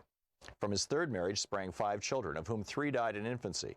The 2 surviving were Adolf and Paula. Adolf Hitler's half-brother, Alois, ran away from home, complaining about cruel treatment by his father. He worked as a waiter in England, married an Irish girl, treated her cruelly, and begot a son, William Patrick Hitler. After Adolf came to power, Alois returned to Germany, leaving wife and son behind, and became a prosperous innkeeper. Adolf's half-sister, Angela, also followed him to Germany from Austria to care for his households in Munich and Berchtesgaden. She was the mother of unhappy Gel Rubal, the girl who is said to have committed suicide after becoming enamored of her uncle Adolf. His sister Paula, considered a queer person, lived a troublesome life in Vienna and became an ardent Nazi. William Patrick Hitler broke away from the Hitler clan and came with his mother to the United States to fight against the world scourge of Nazism. This young man, imbued with the spirit of freedom inherited from his liberty-loving Irish mother, joined the United States Navy. The historians of this volume held confidential talks with Hitler's nephews, some of which can be related here. He placed before us official documents which threw light on the background of Adolf Hitler. He told us about the years when he lived with his uncle at Berchtesgaden, the conduct and habits of the Fuhrer, how in his mountain retreat, the most strongly fortified in the world, Hitler planned and plotted world conquest. The nephew related to us the secrets of the mysterious Rudolf Hess and the Ernst Putzi Hofstadtgegel, who fled to England, the latter being held prisoner in Canada and later coming to the United States. Letters were submitted to document the facts. These are books in themselves, which undoubtedly will be revealed in future years. It is sufficient to state here that young Patrick Hitler fled from Berchtesgaden when he became convinced that his uncle, Adolf, was suffering from delusions of grandeur and a messianic complex which endangered his own nephew's life as well as Germany and the whole world.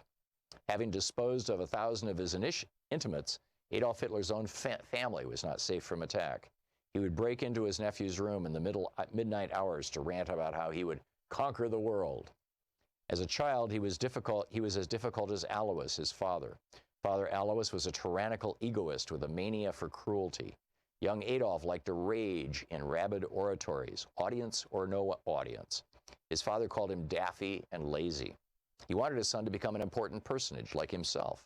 But 11-year-old Adolf revolted against going to school and exposing himself to the heavy task of book learning.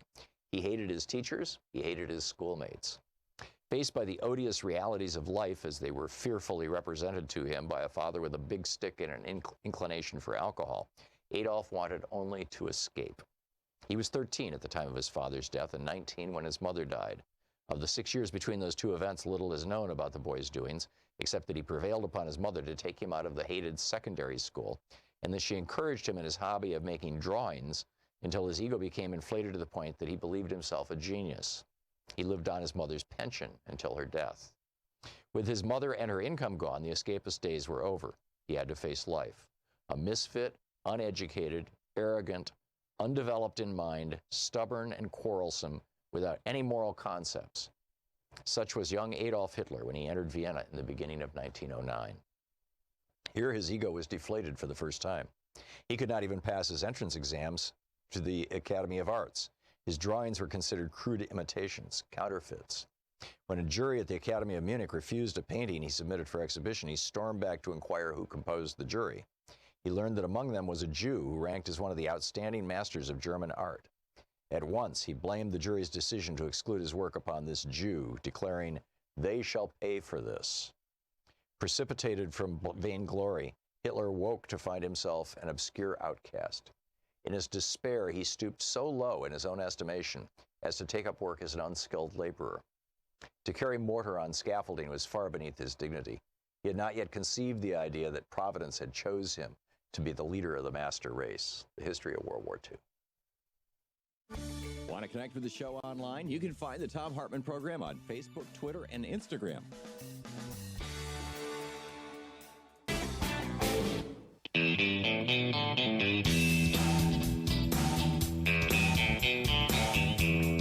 Welcome back. Thom Hartmann here with you, and boy, what a day. Jack in Petaluma, California. Hey, Jack, what's on your mind today? Good morning, Tom. What I saw yesterday with Mayor Pete, I feel I can look forward to the debates in June. They are going to be so great. Yeah, I agree. He not once did he mention Donald Trump or what's happening in our current, whatever you want to call it, our current society. Well, I think he mentioned it by implication, you know, talking about what does freedom really mean. Exactly, but I look forward to these presidential debates, and I think 2 days in June, Trump is not going to have the TV. He's going to be nuts. Yeah. It's getting interesting. It's absolutely getting interesting. And also the other thing, Tom, yesterday, before I watched him, I was running through the current storms down south and seeing all that damage where the tornadoes went through Mississippi, Alabama, Texas. Yep. And I did not see one FEMA employee. Well, typically it takes a few days for them to show up. Yeah, but these people knew about it for a couple days. Yeah, that's true. They knew, but they didn't know where the tornadoes were going to drop down, and this was over 1,000 square miles. I mean, and it's still moving today. I mean, it's this is continuing to go on. Yeah. Yeah. So. And I thought those two things. It was a pleasure not to hear Trump's message. Yeah. No, Buttigieg's speech was absolutely brilliant. Jack, thank you for the call. It's great to hear from you. Mike in Lomita, California, you wanted to point out that I was wrong, that Isaac Newton was not the one imprisoned by the Pope, that it was Copernicus. No, it was Galileo. Or Galileo, thank you. Okay, you're absolutely however, right. there was Newton was sort of a theologian himself, but he also rejected the doctrine of the Trinity, and in fact, he had to go petition to become a Lucasian professor of mathematics at Cambridge, because normally in those days you had to become a priest in the Anglican Church to hold such a post, but he appealed technicality, and the head of the church, who happened to be King Charles II, gave him a dispensation. So they were both exponents of heliocentric solar system, and both had their problems with religion. Yeah, yeah, amen. Mike, thanks for setting the record straight. I appreciate it. Brian in Santa Fe, New Mexico. Hey, Brian, what's up? Oh, when I was working, I intentionally avoided companies that traded on the New York Stock Exchange. Publicly traded companies, yeah. Yeah, they don't treat their employees like they're employees. They treat them like they treat them like animals, because the only person that matters is the stockholder. And I appreciate the fact that the stockholder keeps the lights on, but he doesn't really have anything to do with the product going out the door. He's not there. He doesn't control anything. Right. And when I did work for a few of those companies, I was not treated fairly at all. And because my family has money, I walked out. Yeah. Well, you had the luxury of being able to do that. Right. I had the luxury of being able to do that. And there's so many, and everybody now that's working people are just trapped. Yeah. Yeah, you're absolutely right. Brian, thank you. Your observations are trenchant. Sam in Stockbridge, Georgia. Hey, Sam, what's on your mind? Hey, Tom, how's it going? Good. What's up? Yeah, I wanted to talk about Mayor Pete, because what do you think about him and also his idea of taxing going against the religious right, which I think he wants to have form of religious left, which I think, because the way he speaks the past 2 weeks, he impresses me a lot. Yeah.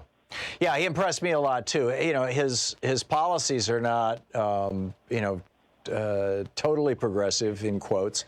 But on the other hand, they may be the things that, we need to use to get there. And God only knows where everybody's going to end up policy-wise. People are taking positions now that they wouldn't have taken, 3 years ago, 5 years ago. In fact, the entire Democratic Party. So, we'll see. But you're of the opinion that he's the guy who can stop the religious right. Is that the bottom line here?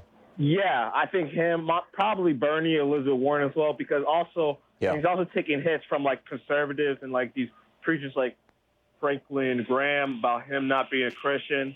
Yeah. Yeah, and with Mayor Pete, it gets real personal, because they're saying basically that he can't be a Christian because he's gay, and that's as bad as that's evil. I mean, that's the kind of stuff that's coming out of the religious right. Sam, thank you for the call. Mary in Arlington, Texas. Hey, Mary, what's on your mind? Well, I just wanted to speak against this business that they're talking about. Who's Christian and who's not. Right. We need to look at the scripture and see what it says. Of course, they always want to talk about Romans, and it says, in Romans, you sleep with a man, blah, blah, blah. Well, they forget Romans 2, where everybody's a bigot. Right. Everybody's a bigot. Well, in 3, it says, all have sinned. Jew, Gentile, all, men, women. So you people there in Washington that want to talk, Mr. Pence, about who's Christian and who's not, that's not for you to decide. It's for God to decide. Yeah, there you go. Well said, Mary. Thank you. Grace in Naperville, Illinois. Hey, Grace, what's up? Hey, Tom. Thanks for taking my call. I'm calling with a tax question. You were talking taxes earlier. My sister just got walloped on taxes. She's in business for herself as a private nurse case manager. And this year was the first time she could not deduct for professional education, because they have to get so many credits for education to stay. Has anybody brought that up? And I'd be interested in if any of your listeners have run into that. Yeah, there's a whole spectrum of deductions that went away in order to pay for parts of the billionaire tax cut, and truckers are getting hit really, really badly too. Well, it seems like it's trying to kill the middle class here. Yeah. Oh, that's been the agenda forever. I mean, it's England used to have maximum wage laws during the reign of Queen Victoria. It was illegal for an employer to pay people more than a certain amount. And the reason for that was that they did not want a middle class, a strong middle class, a politically active middle class, to emerge in England back then. We had a strong middle class emerge in the United States in the 1940s, 50s, 60s, and 70s. And conservatives like Russell Kirk in 1951 with his book, The Conservative Mind, which animated Barry Goldwater and educated William F. Buckley. In that book, Russell Kirk said, you know, this middle class which has emerged, it's going to produce children of the middle class who are going to feel entitled, and they are going to start demanding rights. You're going to see women demanding rights. You're going to see, people saying that you know, basically that their rights are important.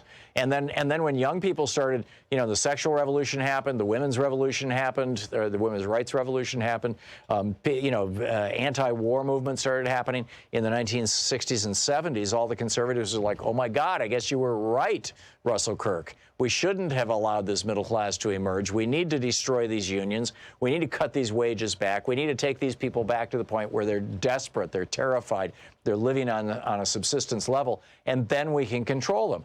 And that's been the Republican agenda ever since the 1970s, and they've been doing it quite successfully. Reaganism and the destruction of the unions, very successful. So spot on, Grace. You put your finger exactly on the issue. Jay in Beaver, Pennsylvania. Hey, Jay, what's on your mind? Jay? Jay. Yeah, you're on the air.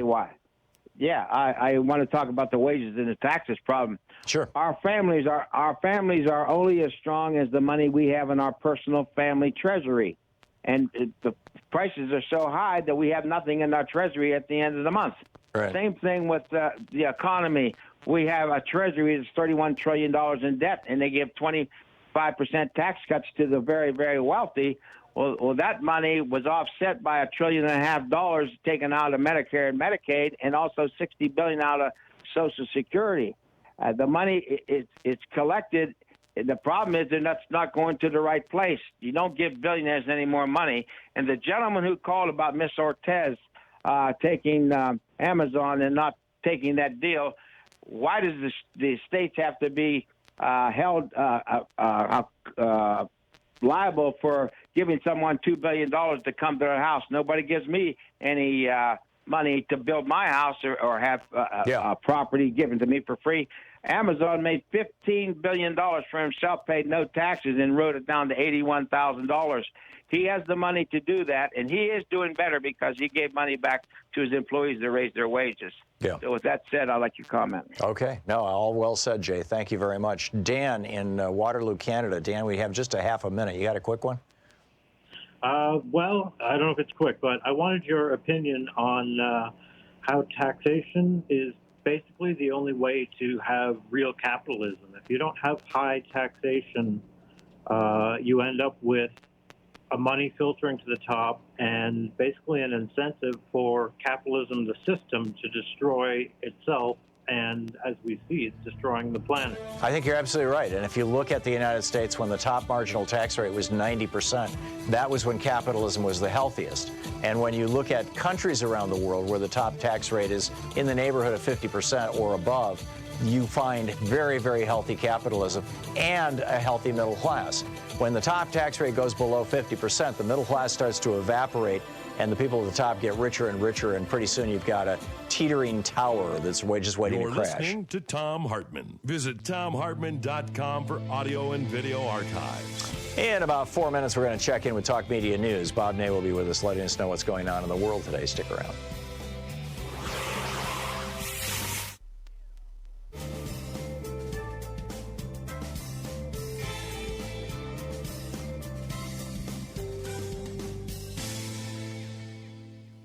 Boy, an historic nightmare. The Notre Dame Cathedral in Paris is massively on fire. I mean, it's just like massively on fire right now.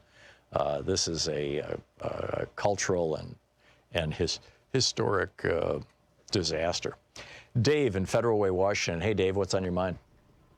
Hey, not too much, Tom. I want to try to answer the question about Mike Pence's Christianity from my perspective. Sure. Hey, like I said before, I'm a Schopenhauer atheist, so I really only look at these things through academic lens. And I think we'll do ourselves a disservice if we don't recognize the type of Christian Mike Pence is, and many others. Most, I would say the majority of Christians in America right now have, they adhere to affirmative or positive Christianity, which is really a form of political Christianity. And I don't know what that means, affirmative or positive Christianity. Yeah, I know. I don't like using the term. All right, you say Calvinist, and I agree with you, Tom. I agree with you. Or neo-Calvinists. Yeah, neo-Calvinism, I have no disagreement with that. However, the phenomenon academically, post-Calvin, is positive Christianity. We saw it rise in Europe in the 1930s and in America, too, for that matter. And that's what we're going through in America right now. Like, okay, the arsenal of democracy.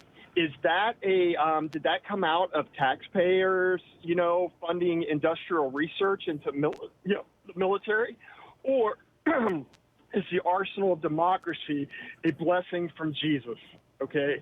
And that's really, why it's important. Dave, what's the principal belief that characterizes what you're calling positive Christianity? Positive Christianity is the power in any form. Economic, political. So it's Christianity that can flex its muscles.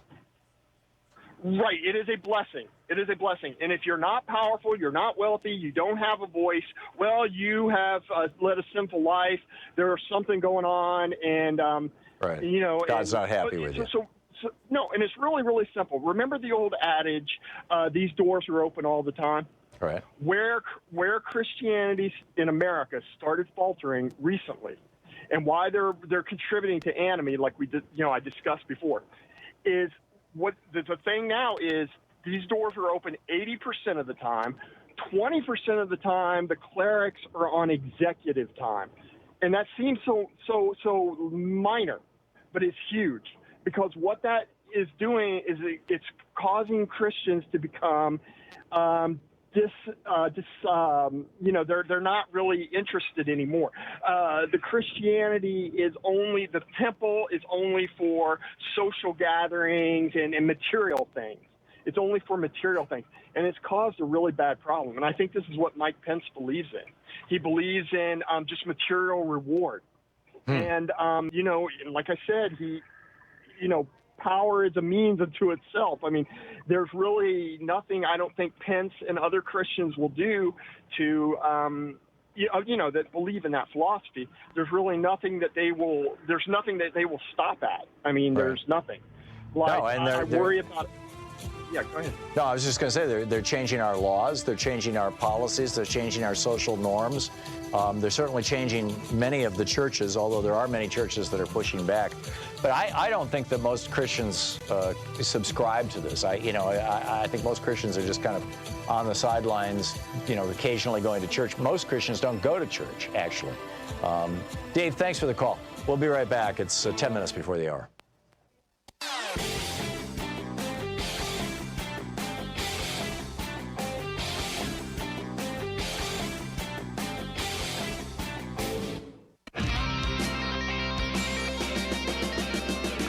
So let's check in with Talk Media News and find out what's up in the world. This report brought to you by goatsfortheoldgoat.com and Loving What You Do. Ellen Ratner's new book. On the line with us is the author of Sideswiped, former Ohio Congressman Bob Ney.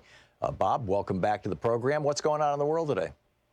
Well, thank you, Tom. I do want to start with international, and that is terrible about the Notre Dame Cathedral. Yeah. That's just a horrible fire. Going more towards the Mideast, there was a story today, and we hadn't heard anything before about this, Tom, but in a closed-door meeting with members of the Senate Foreign Relations Committee about a month ago, King Abdullah II of Jordan has said that the White House gave him, he told the committee, again, closed door, that the White House has given him zero visibility into the most, important part of the peace plan, how it divides Israeli and Palestinian authority and territory. And, of course, there was a now famous 1994 peace treaty, which was Yitzhak Rabin and then Shimon Peres. You had King Hussein, King Abdullah's father. And in there were certain wonderful agreements made of cooperation between Israel and the Palestinians and the Jordanians. And as we know, the Saudis do not like Palestinians in their land. The Jordanians have taken them. Right, and this is something that, you know, probably should have predicated this entire conversation, Bob, that, you know, I don't think most people realize that in Jordan, there are more Palestinians than there are Jordanese, would they call themselves? Jordanians. Jordanians, thank you. More than half of the population of Jordan is Palestinian refugees or you know, multi-generational, you know, the grandchildren of Palestinian refugees. And, you know, if you want a Palestine, there it is, it's in Jordan. And the king has to deal with this. And for us to be negotiating between the Palestinians, or I'm not, frankly, I see no evidence that Jared Kushner has even talked to any Palestinians. Correct. So basically, for us to be negotiating peace in the Middle East exclusively with Bibi Netanyahu and not involve the Palestinians in Gaza, not involve the Palestinians in the West Bank, and not involve Jordan, which is the home to I believe the majority of Palestinians in the Middle East. Correct. Is crazy. It's just out of control. And Melinda Carmen, who's from New Hampshire, years ago with myself, met with Prince Faisal, and at the time asked him about the Palestinians, because you see, people just think Arab, Palestinians, everything's good. Right, and Faisal became the king of Saudi Arabia. And so what happened in that meeting? Well, we had asked his son Faisal, and what we said it was about the Palestinian issue. He looked at us and he said, I quote, "There are more Palestinians in California. You take them." That was his quote to us, to the group. Yeah. Wow. So, you know, they historically just don't care. And, of course, it becomes a problem because what happens to the Palestinian people. But this story is pretty far-telling because, obviously, the United States is brokering a peace treaty between Israel and the Palestinians without the Palestinians, which doesn't sit well with a lot of Israelis either. And we are really not going to be the brokers of it. And what this is boiling down to, I believe, from looking at this, is Jared Kushner catering to, first of all, Saudi Arabia on what it wants, and then doing one-sided negotiations with Israel, which just won't work. Right. Bibi Netanyahu used to sleep at the Kushner family home, and are the Palestinians Shia or Sunni? Do you know? The Palestinians are Sunni. They're Sunni, huh? You would think. Of course, there's Christians, mixed through the populations of Lebanon and some of the Palestinians. Yeah, you're right. You're right. So, what else is up in the world, Bob? Well, we were, looking at the announcement of South Bend Mayor Pete Buttigieg. Buttigieg, yeah. Buttigieg. I'm trying. Yeah, I really am. There you go. Mayor Pete, as we call him. Yeah. He announced that his money ability to raise went up. He became, he's actually right now right behind Beto O'Rourke in raising the money. He has 158,550 individual donors.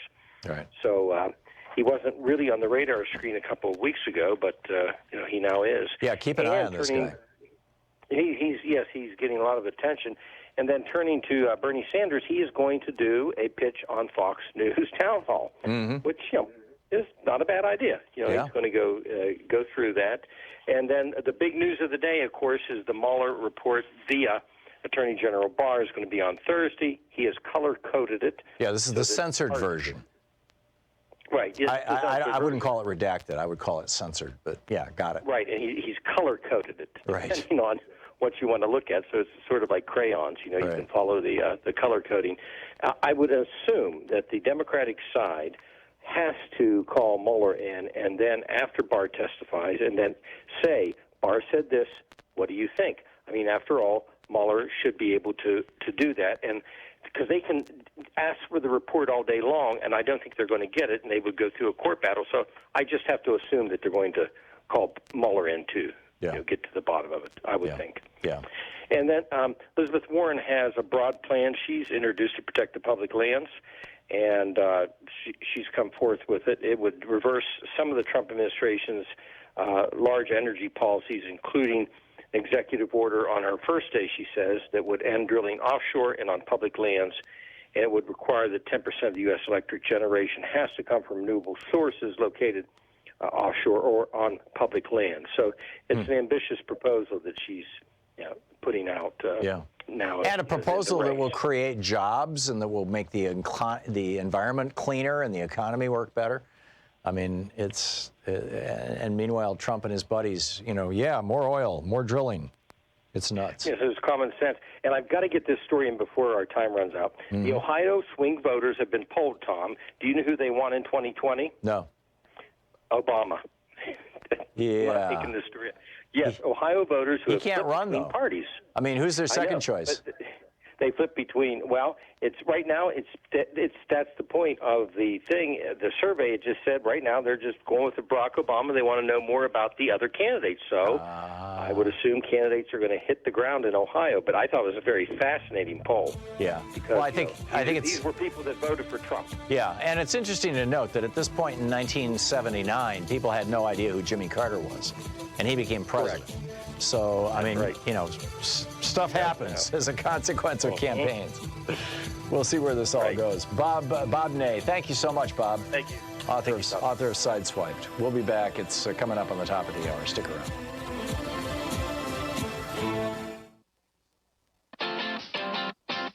You're listening to Thom Hartmann.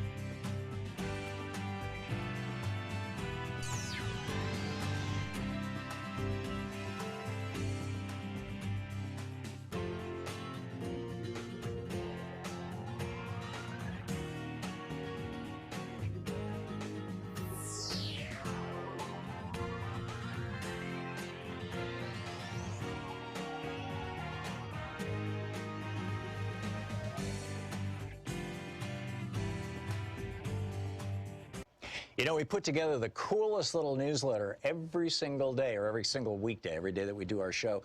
And Sue Nethercutt is the editor of it, and she does such a brilliant job with this thing. It's absolutely free, by the way.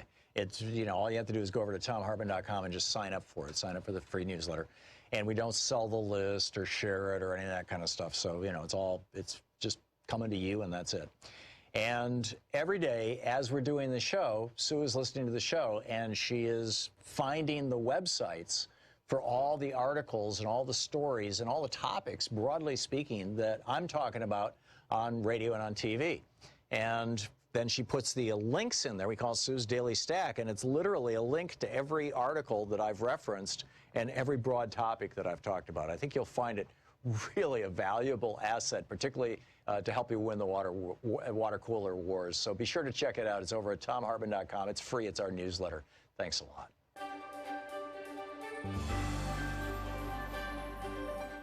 Our book today for the Thom Hartmann Book Club is A Woman of No Importance, The Untold Story of the American Spy Who Helped Win World War II by Sonia Purnell. This is from the prologue. France was falling. Burned-out cars, once strapped high with treasured possessions, were nosed crazily into ditches. Their beloved cargoes of dolls, clocks, and mirrors lay smashed around them and along mile upon mile of unfriendly road. Their owners, young and old, sprawled across the hot dust and were groaning or already silent. Yet the hordes just kept streaming past them, a never-ending line of hunger and exhaustion, too fearful to stop for days on end. 10 million women, children, and old men were on the move, all fleeing Hitler's ranks, pouring across the border from the east and the north. Entire cities had uprooted themselves in a futile bid to escape the Nazi blitzkrieg that threatened to engulf them.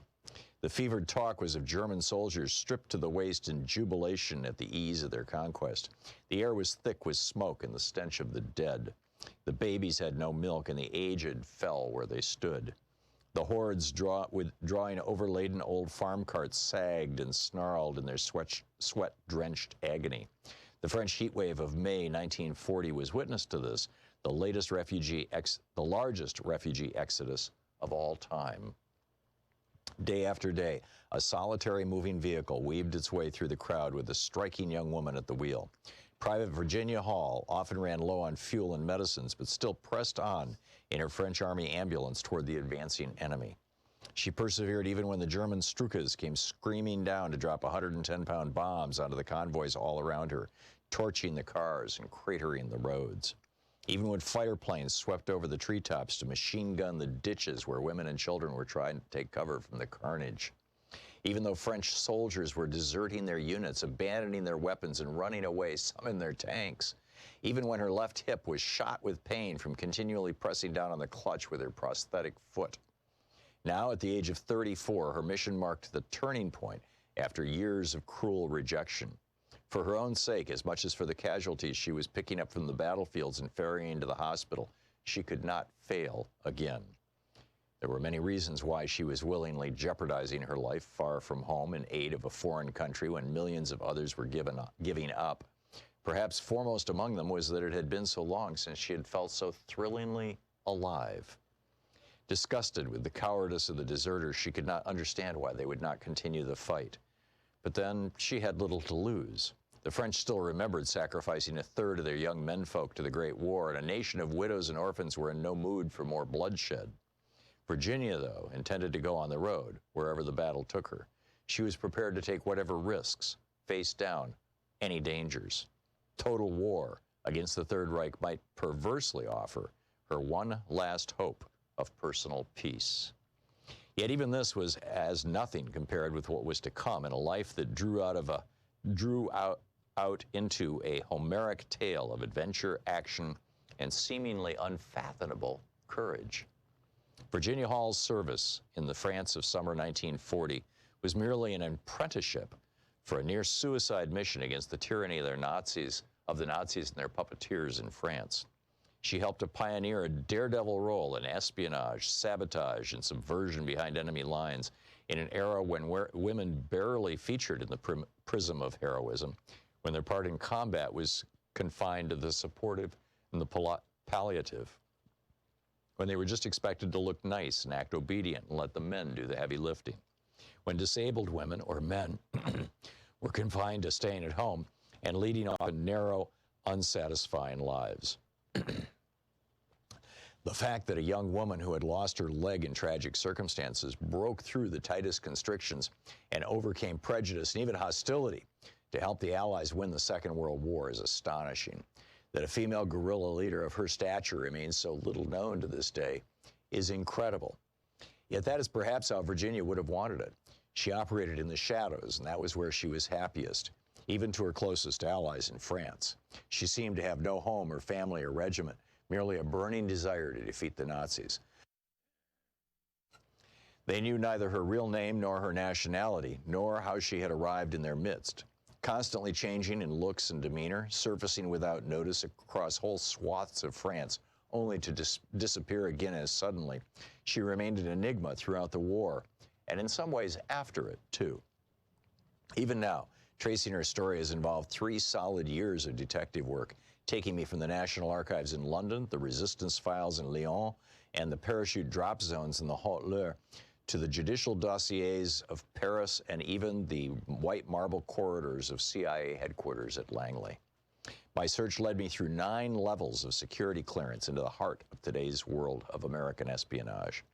I have discussed the pressures of operating in enemy territory with a former member of Britain's Special Services and ex-intelligence officers from both sides of the Atlantic.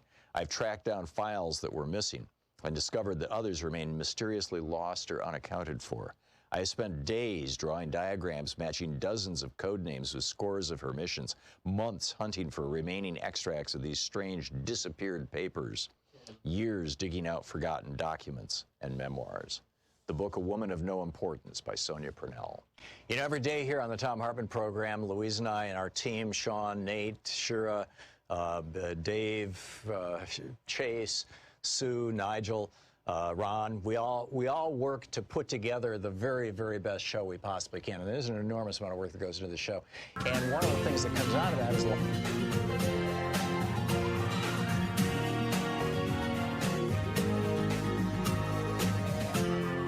This is the Thom Hartmann Program. Welcome back to the third hour of our program. Thom Hartmann here with you, and on the line with us is Winsome McIntosh. Winsome is the president of the McIntosh Foundation, a member of Earth Justice's Board of Trustees, a supporter of women's and environmental issues. Winsome McIntosh is the Twitter handle. Winsome, welcome to the program. Thank you very much. Nice to be here. My pleasure. Thanks for joining us. The Equal Rights Amendment. I understand that we're getting closer to ratifying this. Tell me about it. Yeah. Well, it was dormant for almost 40 years, since 1982. And then about 3 years ago, 2 states decided to pass ratification, Nevada and Illinois. Mm-hmm. And all of a sudden, we came into range of going to having 37 ratifications and only needing one more for it to become an amendment to the Constitution. And that began to stir interest again after being dormant for so many years. Now, isn't there a concern that, and by the way, during that dormancy period, my recollection is that Ted Kennedy was still introducing it on the floor of the Senate every single year, religiously. Yes, he was. And Carolyn Maloney was introducing it on the House floor every year. Right. So, but I also understand that there was an expiration on it, and that we're past that expiration. How do we get around that? Well, there is nothing in the Constitution that allows for time frames, although Congress can put one on. What they did back in '82 was to put a time frame on it, not in the amendment itself, but as an adjunct to it. And it is, I'm funding a legal team, a crack legal team, that has gone back and has researched 200 years of this, of amendments, and they are convinced that it is, it would not stop the amendment from being added to the Constitution at all. Interesting. Now, there's no legal basis for it, really. Yeah, this has, since it was first introduced, it was in the 1970s, wasn't it? Or was it the late 60s, the first time the ERA was? I think it was in 1971. 71, and it's a single sentence, basically, that says... so simple, yes. Yeah, I don't have it memorized, I'm sorry. I'm guessing you may? I do. Equality of rights under the law shall not be denied or abridged by the United States or by any state on account of sex. It's one simple sentence that basically says men and women shall be treated equally under the law. Right. And that is the key to the whole thing. Our legal system is such that the final arbiter of any kind of dispute goes back to the Constitution. Now, and go ahead. No, I'm sorry. Finish your thought, Winsome. And there are, it's interesting, there's 179 countries in the world right now that have this gender equity provision in their constitutions. Mm-hmm. The United States is not one of them. And we would like to address that and correct that as well we should, I think, at this point in time. So it's for men and women. It's not just women. Right. So which raises another question, and that is, could there be, occasionally you get the law of unintended consequences biting you on the backside. Might this be a situation, does this need to be tweaked slightly to say on account of gender or gender preference or something like that so that trans people are not excluded or other non-gender conforming people? That's an interesting question. This version of it has been around since 1923. Right. And so, society has changed, and our, gender is a more proper use than sex these days. But we are reluctant to change something that was actually introduced for the first time by the suffragettes in 1923. Wow. Yeah, and to the extent that there might be some ambiguity there, that will, that's going to shake out in the courts. Of course it will. Yeah. To what we're talking with Winsome McIntosh, the president of the McIntosh Foundation, a member of Earth Justice Board of Trustees, and a supporter of the ERA here, about the Equal Rights Amendment. What practical impact would the Equal Rights Amendment have? And why is it that this has been partisan? Why is it that for the last 30 years or so, or the last 100 years, Republicans or conservatives, let's say, have been opposed to the Equal Rights Amendment pretty consistently? Well, we can thank Phyllis Schlafly for that. I was a college student when she decided to enhance her career within the Republican Party and took on fighting this issue, and very cleverly was successful at shutting it down before it was totally ratified. I find it hard in this day and age for people to even consider it, whether they are conservatives or progressives or liberals, that you would not think of your daughter, your mother, your sister, your grandmother as being unequal to their male counterparts. It's just a logical thing for us to agree on. And so my fear is that it continues to become a political football and just a scare tactic, for one party or another, depending on what year it is, frankly, to use. And that appalls me. Let me tell you why I'm so motivated at doing this and supporting it. In 1966, I graduated from college. I am turning 75 in June. And in 1966, I was the only girl in all of my classes in a business school, and graduated with honors. And in those days, the corporations would come down to recruit for new business people for their businesses. And I could not get an interview. They would not talk to me. They wouldn't see me because I was a woman. So that was my first experience with sort of gender inequity. Right.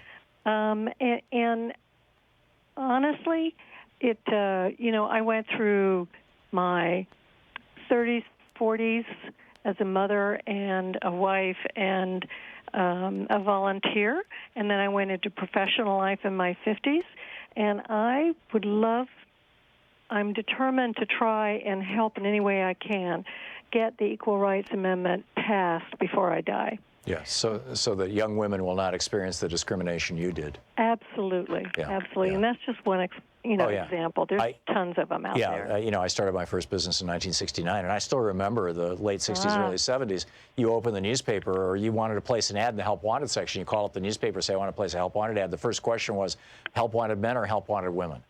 Those were the sections, and they were very different kinds of jobs that were being presented in those two places. Now, the scare stuff that is being promoted by, the right wing and the Fox News and the right wing hate radio commentators is that if we ratify the Equal Rights Amendment, then everything's going to go to hell. Businesses are going to go broke because the economy is going to fall apart, because suddenly they're going to have to start paying their female employees another, an additional 20-some-odd%. And that the feminazis, Limbaugh's feminazis, are going to start coming out of the woodwork, suing everybody in sight, et cetera, et cetera. Do you consider any of those practical outcomes of this, and what do you see as the actual outcome outside of what you just discussed? I think, the actual outcome, there's been tons of analysis, economic analysis over the years, and it's common knowledge that women are paid 20 cents less than men for the same job, same qualifications, same amount of time in a job, that sort of thing. And what that does, when you have 51% of your population are women, and most of those women now are in the workforce, That didn't used to be the case in 1970, but it certainly is today. And women are bringing in anywhere from 40% to 50, 60% into the family income, which is needed in two-family. In two-member family, working Two-income family. families, yeah. Yeah, right. So there's an Institute for Women's Policy Research that found that 60% of women, 60%, would receive a pay increase if paid the same as men of the same age with similar education and hours of work. And that the poverty rate for working single mothers would fall by half from 29% to 15%. And the U.S. economy would produce additional income of over $512 billion if women received an equal pay. And that's not going to hurt corporations. We're not talking about, individually a whole lot of money. But taken as a whole, with a 51% of our population, it truly means that it will, the money will flow not only to women, but it'll be holistically and economically advantageous for the entire nation. Yeah. That's just, a specious argument. Yeah, amen. It's all about fairness. Yep, I agree. I absolutely agree. And good luck in your efforts, Winsome. By the way, which state are you targeting next? Well, there's 4 states. I think Missouri is pretty much in play. North Carolina, South Carolina, and Louisiana. That's great. That's great. We're out of time. Winsome McIntosh. Hang on just a second here. This is the Thom Hartmann Program. He always steps on me. Winsome McIntosh, McIntosh is the Twitter handle. Winsome, thanks so much for being with us. Thank you, Tom, for having me. Bye-bye. Great speaking with you.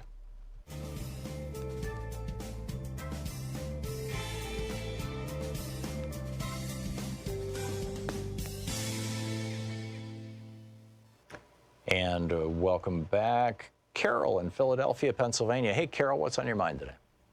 Hi, Tom. That was a good interview there. But the reason I'm calling, well, first I want to say my heart goes out to the people of France. That beautiful cathedral, that beautiful culture, wonderful, wonderful country. Oh, that thing was built in the 11th century, in the year 1000. The heart and soul. Well, it's the heart and soul of that city. The reason I'm calling, though, I don't know if you had seen the rollout of the DNC, and I'm not a fan of the DNC, I got to say, but they rolled out an ad going after, they're going after Trump's promises because the Trump campaign's slogan is promises made, promises kept. Right. And when I first heard that months ago, I thought, oh boy, they just handed the Democrats a gift. Go after every single one of those promises broken. Right. And the DNC is doing that. And they rolled out an ad that I saw this morning on MSNBC with all the companies around the country showing maps and cities and the names of the companies. Real quick, it's maybe a 30-second spot, really well done. But all the companies that have uprooted after Trump said he was not going to close, not one plant will be closed in this country if I'm elected. So what my suggestion is that the candidates for, we have 18 Democratic candidates. Right. Take that and run with it and extrapolate on it when they speak to people. Talk about how the stockholders, try to come up with statistics of, what happened with the stocks of that company after it relocated. I don't think, though, Carol, the majority of voters need to be told that Donald Trump lied to them. I think they need to be told, what they're interested in is, okay, we got it. This guy told us everything was going to be, roses, and it's not. So what are you going to do for me? Yeah, well, I'll tell you, you're right about that. This is a good start. I think that if there are enough promises, they can keep running these. Hopefully, they'll place these by ad time on Fox News instead of just preaching to the converted, all of us. Yeah. And outline all these promises that he broke. Although on a number of occasions, Fox has refused to carry ads, Democratic ads. Oh, really? Yeah. Even when paid for at their going rate, which is probably pretty high. Yep. That's interesting. Yep. Well, yeah, they well, are not. Anyway, they are not a benign actor, and they are not a news channel. They are the propaganda arm of the billionaires, owned by billionaire Rupert Murdoch. I mean, it's just that simple. Fox News is the propaganda arm of the billionaires. They can afford to pick and choose whose ads they run. Yeah. And who they let on their television network, and I'm frankly astonished that they decided that they would put Bernie on. He's doing a town hall there. I think it's tonight. Yeah. And, I heard that. Yeah, and that's actually going to be fascinating to watch. And unfortunately, I can't watch Fox News anymore. I've got a TV package, with Sling that doesn't include Fox. I'm not willing to pay for it. Yeah, my my Dish TV that I have FSTV on it doesn't have. I don't have Fox. I don't have that privilege either. Yeah, there you go. A great loss. Carol, Thank you, Tom. Carol, thanks for the call. It's great to hear from you. We'll be back. It's 22 minutes past the hour. Are you a woman? Have you experienced discrimination in the workplace? Would the ERA solve your problems? We'll be back.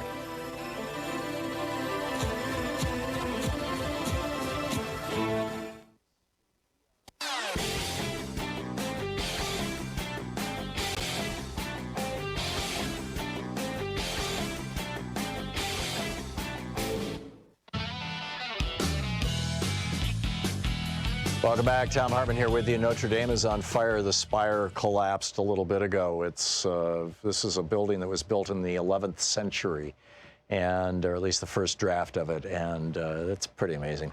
Corey in Las Vegas. Hey, Corey, what's on your mind today?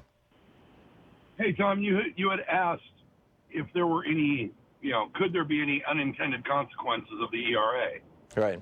So, as a question, what if a woman got pregnant and the man decided that he wanted that child? Would not the ERA be something that he could bring up to say, well, I can't have the child, but I want the child, so could he not stop an abortion based on his equal right to parent? No, the Equal Rights Amendment has nothing to do with abortion, Corey. It has to do with, discrimination and how things work in the workplace and equal rights. But couldn't he claim he was being discriminated against? Corey, if Republicans want men to be able to stop women from having abortions, which is principally what happens right now. I mean, most of these laws are passed by men. In fact, all of these laws have been passed by a majority of men. If Republicans want men to be able to stop women from having abortions, and Republicans in Texas want to put women to death who have abortions, they want to administer the death penalty to them because they're saying that this abortion, even at 6 weeks, is murder. If Republicans want to do that, they need to be putting the men to death along with the women. Let's start there. That if you're a man and you're responsible for getting a woman pregnant, and you think that abortion is murder, and that woman gets an abortion, the man should bear equal responsibility under the law. I mean but that said, it's all hypocrisy. Randy in Pahrump, Nevada. Hey, Randy, what's up? Pahrump. Hello, Tom. Toward the end of your second hour there, where you were talking about talking to a gentleman about Mike Pence's Christianity. Right. Is Mike Pence actually a Christian? Is it possible to even be a true follower of Jesus's teachings if you are a member of one of these right-wing churches, like Jerry Falwell's or Franklin Graham's or Mike Pence's? Yes. Well, if with your permission, I'll give you a little bit of my own background. I was a Christian most of my childhood and into my early adulthood. The last time I attended church, though, was roughly about 1980. I fell away from the church because of these teachings. I think Mike Pence's type of Christianity could be defined more accurately as dominionism. Yes, absolutely. And the thing you need to understand about dominionism, first of all, this acrimony that the church has felt for non-believers is not a new thing. Mm-hmm. It's been around since I was in church. The the thing that they believe is the Michelle Bachmans, the Franklin Grahams, the Kenneth Copelands, they don't see us, they don't see the non-believer as, they see almost as subhuman to some extent.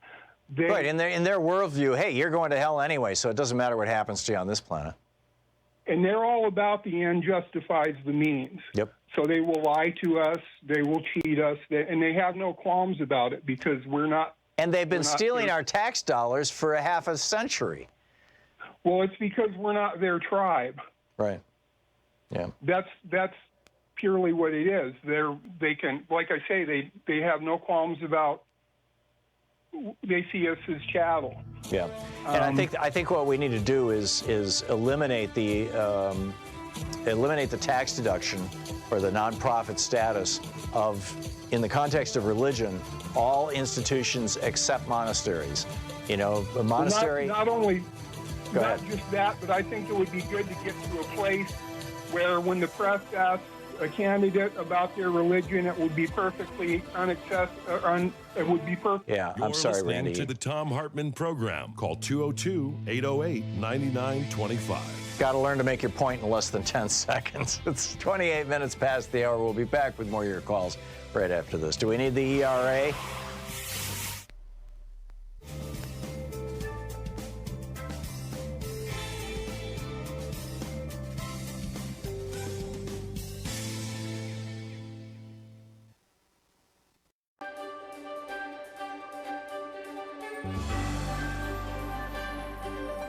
For the Thom Hartmann Book Club today, we're reading from Monica L. Smith's book, Cities, the First 6,000 Years. This is from chapter 1, titled Why Cities. As an archaeologist, my favorite place in Rome is not the Colosseum or the Forum. It's the ancient trash dump of Monte Testaccio. Right in the middle of the city, it's a giant mound of broken pottery where the ancient Romans threw away the containers used to ship wine and olive oil all over the Mediterranean. Each of those vessels was about half the height of a person and made of coarse clay that would have roughed up a stevedore's hands. Their odd shape of two handles and a pointy base made them good for packing into a ship's hold or standing upright on a sandy shoreline, but very inconvenient for anything else. After cargo of them arrived at its destination on the hustling shores of the Tiber, at the very heart of the Roman world, a few were reused and a few were recycled. Over the centuries, the pile of discards grew, with the result that one of the famous hills of Rome is actually not a hill at all, but of human construction, a landfill, essentially. Today, Monte Testaccio is topped by trendy nightclubs and has been endlessly mined for construction, but there are still the remains of 25 million ancient containers poking up from the vegetation of the hillside. Now consider a very different metropolis. My favorite part of Tokyo? The backside of the Tsukiji fish market, that part that tourists don't visit. Tsukiji is enormous, and the passageways are crowded with plastic buckets and barrels, teeming with every kind of creature that you can imagine from the briny deep. Crabs attempt to crawl their way out of baskets, little fish are piled up in ice buckets, and great slabs of tuna glisten under the Klieg lights. The market is open to everyone, with chefs and restaurant owners jostling with homemakers for a clearer view of the day's catch. It's a world without friendly chit-chat, punctuated by the dangerous darting movements of souped-up forklifts that dodge their way in and out of the buildings and heap up their discards out back. Behind the market is an enormous dump of plastic foam shipping boxes used to transport the globally sourced tuna, squid, and shrimp from each morning's auctions. The pile of containers is taller than a two-story building and so large that it is continually cleared by bulldozer. Some of the cartons are trampled and broken in the process, with bits and pieces that spill further into the passageway. In between the endless runs of machinery, merchants and their helpers come to pick through the heaps of box fragments. Sorting through the pile to find ones that aren't too broken, they carry them off to repack with fish or whatever else they're selling. Ancient Rome and modern Tokyo are literally a world apart, but if we stand back and look at them as cities, they have identical characteristics. In addition to markets and trash, there are multi-story buildings, long streets, sewer pipes, water mains, public squares, and a downtown zone of financial institutions and government offices. There are 1,000 varieties of sounds and smells competing with the weather and daylight that frame the skyline in the built environment. There are crowds of people, rich, poor, young, old, female, male, gay, straight, trans, able, disabled, employed, students, jobless, residents, and visitors.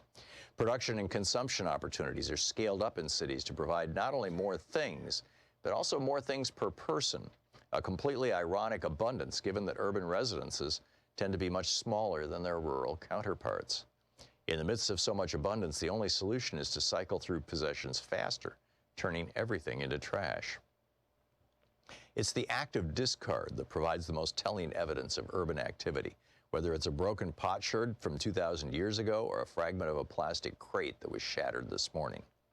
Once you start to look for the concentrated detritus of your own urban life, it's everywhere.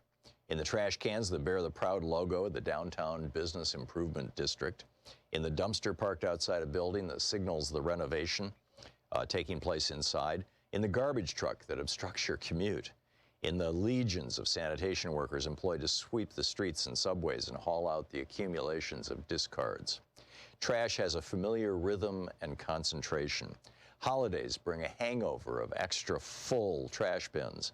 Parades and festivals and summer weekends in the park are witnessed through their aftermath of overflowing trash containers. Whether directly or by proxy, an urban obsession with trash is everywhere, and once you start to look, you won't be able to stop seeing it. Congratulations, you're an archaeologist. Move your gaze upward or to the side, you might notice it's not just trash that silently tells the story of urban life. Your own metropolis, even if it's new, has many traces that reveal its history before you moved through the streets.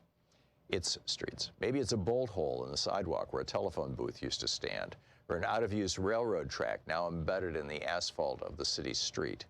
Maybe it's a building that has been updated once or twice, resulting in the pastiche of a Victorian facade with mirrored glass windows, or a modernist concrete structure fronted by flowers and cheerful painted windowsills.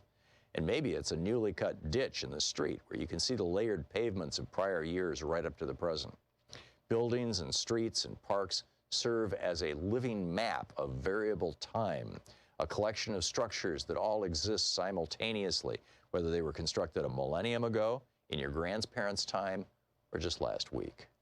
Your growing archaeological insights serve you well when looking not only at modern cities, but also at the ancient cities that are found by the hundreds on nearly every continent.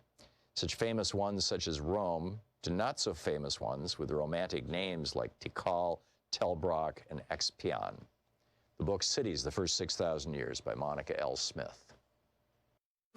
Want to connect with the show online? You can find the Thom Hartmann Program on Facebook, Twitter, and Instagram.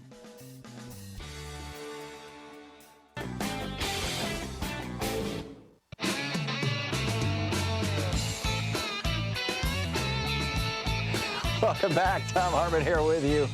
This tax day, some truckers are unhappy with Trump, goes the headline. I thought Trump was giving us a tax cut. Where the heck is it? They got screwed, says Kevin Rutherford, a small fleet owner who hosts Trucking Business and Beyond. This is motherjones.com.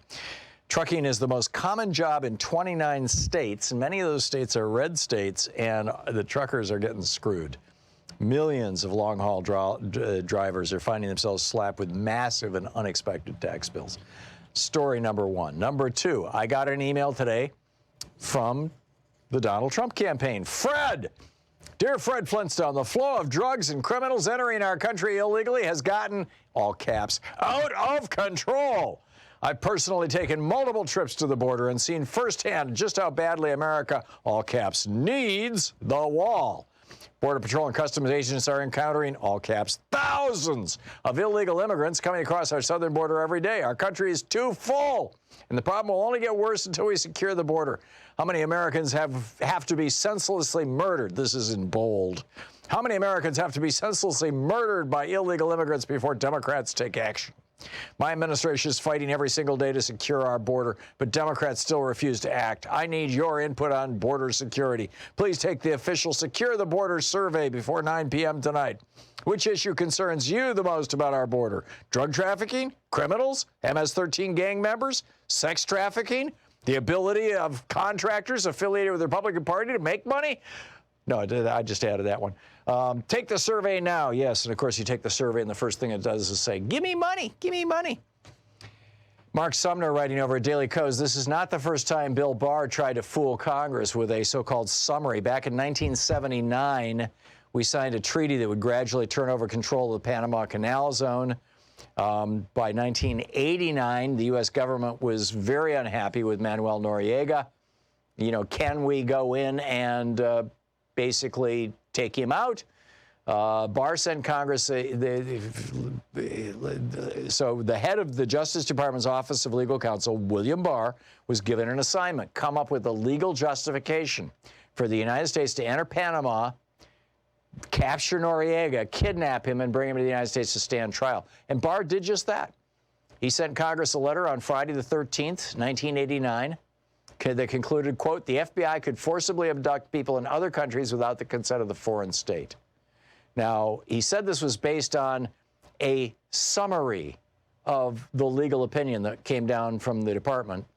He refused to give Congress the full legal opinion. He just said, trust me, it's okay. So Congress went ahead and said, okay, cool, go get Noriega. They did. And it turns out that when the actual report was released, that it said nothing of the kind.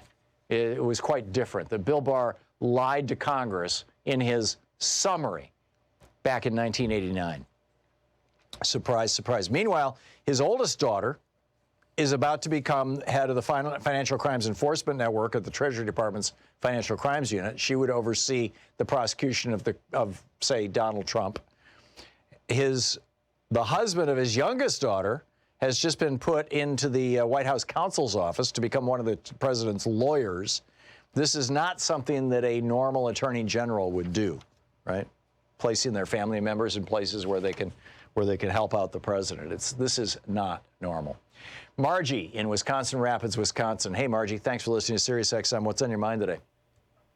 Hey, Tom.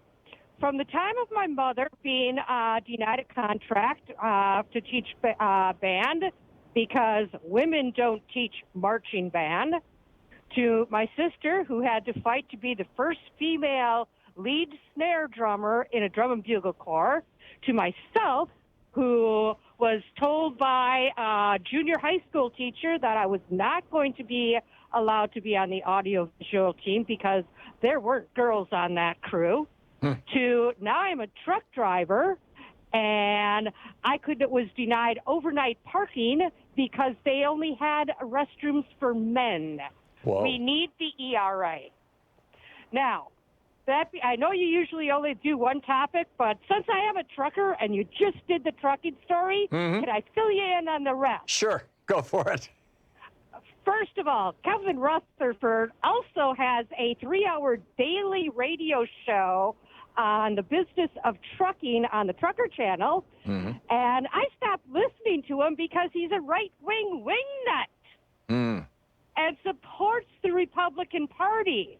What they're talking about is they ended truck drivers' daily per diem deduction, which covers the cost of our expenses on the road. Right. When this was being debated, Rutherford said, oh, don't worry about it. The changes in the tax brackets will more than cover it.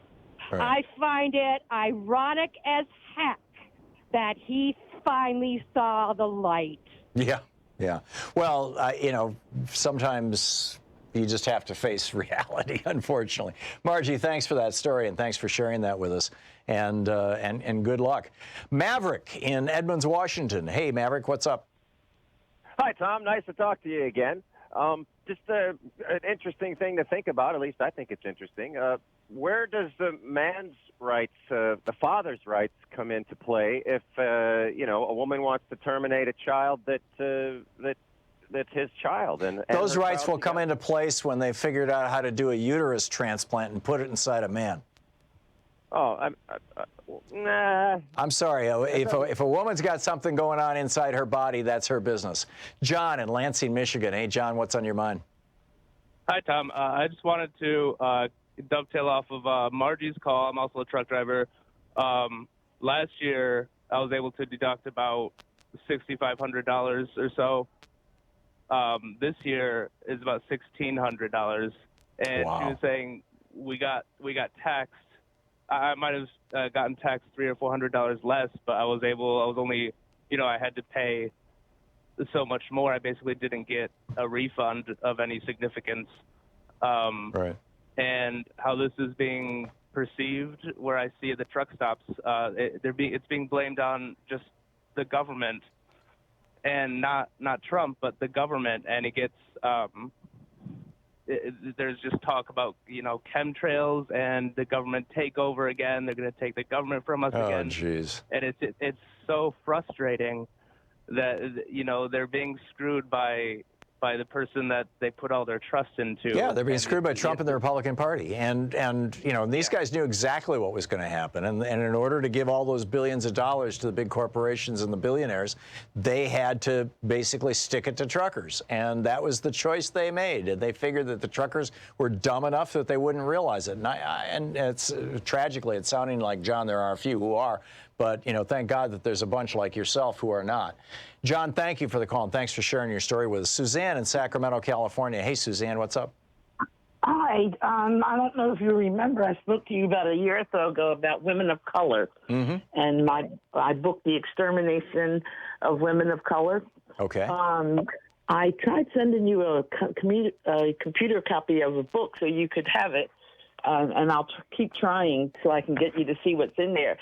As far as the Equal Rights Amendment, of course, I support the Equal Rights Amendment. However, it's been the experience of women of color when there are revolutionary activities here, we are only nominally included.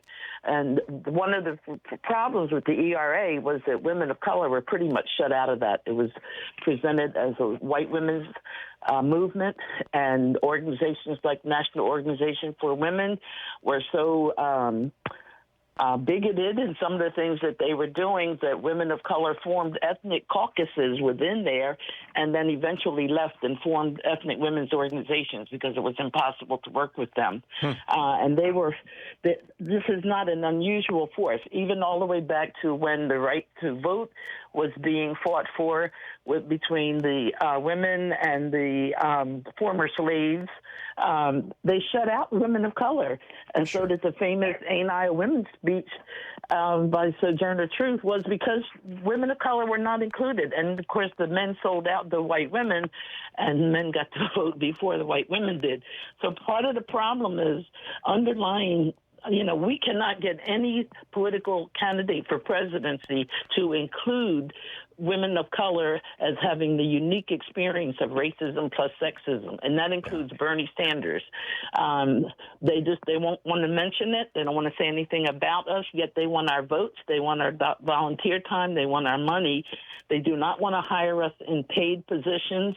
They lie and say they don't have any money when we say, well, why aren't we also getting into the paid positions? Why aren't we on the transition team? Suzanne, I get all that, and I absolutely understand and agree with you that institutional racism and it wasn't so much explicit racism, but kind of exclusionary racism back in the 70s when the whole women's movement was largely a movement of white women. All true. But that said, I understand, and I don't disagree. But that said, how would you change? I mean, right now the Equal Rights Amendment just basically says no state or federal government may discriminate against people based on what sex, on account of sex, is the phrase that it uses. How would that need to be changed in your mind to, I mean, isn't that inclusive enough? I mean, women of color are still women. No, it's not. It's not, because none of the laws that have I'm listening. Oh, no, I don't think it's enough. I think we should go with what's been written, as Margie said, and get that through. But having done that, we should be able to walk and chew gum and have something else coming up, because unless women of color are specifically mentioned, we will not be included. We were this big women's march that took place around the world. The leadership of that was really white. And many, many, many women of color activists were just shut out. We've written about it all over the internet. Nobody wants to hear it. So unless we say specifically racism plus sexism, women of color are not included. We should be. People say, oh, we do enough. It's not true. Yeah. And so I think that we need to continue what we have on the book. Yeah, I get it. Suzanne, thank you. Thanks for sharing your story and your perspective. And, you know, yeah, these are all big issues. I mean, these are like big issues. And let's hope that more and more of this kind of stuff gets into the conversations around the Democratic presidential nominee. Not that any Republican will discuss this at all. We'll be back. It's coming up on 14 minutes before the hour. You're listening to Thom Hartmann. Visit thomhartmann.com for audio and video archives. Helping you win the water cooler wars, it's Thom Hartmann. Stick around. I'll be right back.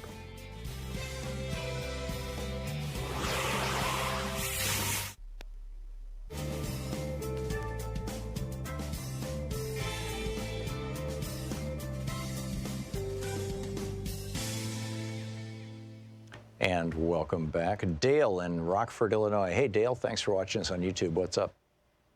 Hi, Tom. I'm a first-time caller, long-time listener. Thanks for everything you do. Thank you.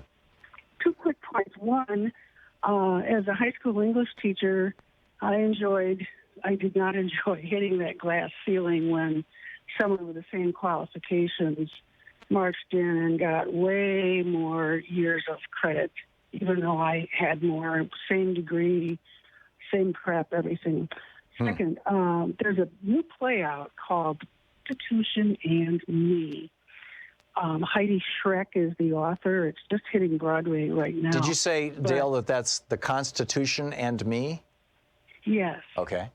And this writer, as a high school student, wrote an essay about what the Constitution means to her, and somehow she ended up presenting this all over the country for the American Legion honors, et cetera, and went through college with that money. Mm-hmm. And her point was, back then as a kid and now as a play, that the Constitution does not have one word of female, woman, girl, anywhere in it. Right. So it sounds like it's going to be a real interesting hit. I thought I'd bring it to your attention. We do need the ERA. Yeah, we absolutely do. And it's a really important one. The one place for gender is mentioned in the Constitution is in the 14th Amendment, where it talks about, for apportionment, male citizens. And Elizabeth Cady Stanton said back in 1873, I think it was, when this was being ratified, she said, if that word male is inserted into our Constitution, it will take a century to remove it. And sure enough, the anti-discrimination in the workplace laws, the civil rights law that gave women equal rights with men in the workplace, in a limited fashion, but the very first one was passed in 1971. So 100 years. Yeah, exactly. Elizabeth Cady Stanton was absolutely right. It's amazing. Dale, thanks for the heads up on that, and thanks for the information and the call. I appreciate it. Tony in Cortland, Ohio. Hey, Tony, what's up? Hi, Tom. Thank you for taking my call today. I'm calling, first of all, to support your caller and yourself in your discussion on dominionism. 12 years ago, Chris Hedges wrote the book American Fascists, which addressed this issue as a very real threat to our freedom and our way of life. Last night I watched Richard Engel interview Steve Bannon, who is taking on the Pope as we speak. I thought it was a big wet kiss to Steve Bannon. I thought it was an ad for what he's doing. I figured a lot of people are going to send him a lot of money afterwards. I tend to agree with you there. I guess my major concern, I'm a retired teacher as well, and we are tolerating the intolerable in this country, and I'm very frightened for our future. In the form of dominionism? My grandmother, Helen Mulholland, was a suffragist in the early part of the 20th century. She helped women get the right to vote. She worked all her life. She marched with the ERA when she was in her early 80s. She was right there with Gloria and the girls. And I'm just appalled at the what's the word I want? Just letting this happen. We are just watching this happen. Yeah. And I just wanted to thank you for all your work, your hard work, and bringing light to things that we need to have out in the open. Thank you, Tony. Thank you very much for your kind words, and thanks for watching Free Speech TV. We'll be right back. You know, we put together the coolest little newsletter every single day, or every single weekday, every day that we do our show. And Sue Nethercutt is the editor of it, and she does such a brilliant job with this thing. It's absolutely free, by the way. It's, you know, all you have to do is go over to thomhartmann.com and just sign up for it. Sign up for the free newsletter. And we don't sell the list or share it or any of that kind of stuff. So, you know, it's just coming to you, and that's it. And every day, as we're doing the show, Sue is listening to the show, and she is finding the websites for all the articles and all the stories and all the topics, broadly speaking, that I'm talking about on radio and on TV. And then she puts the links in there. We call it Sue's Daily Stack, and it's literally a link to every article that I've referenced and every broad topic that I've talked about. I think you'll find it really a valuable asset, particularly to help you win the water cooler wars. So be sure to check it out. It's over at thomhartmann.com. It's free. It's our newsletter. Thanks a lot. There's so many ways.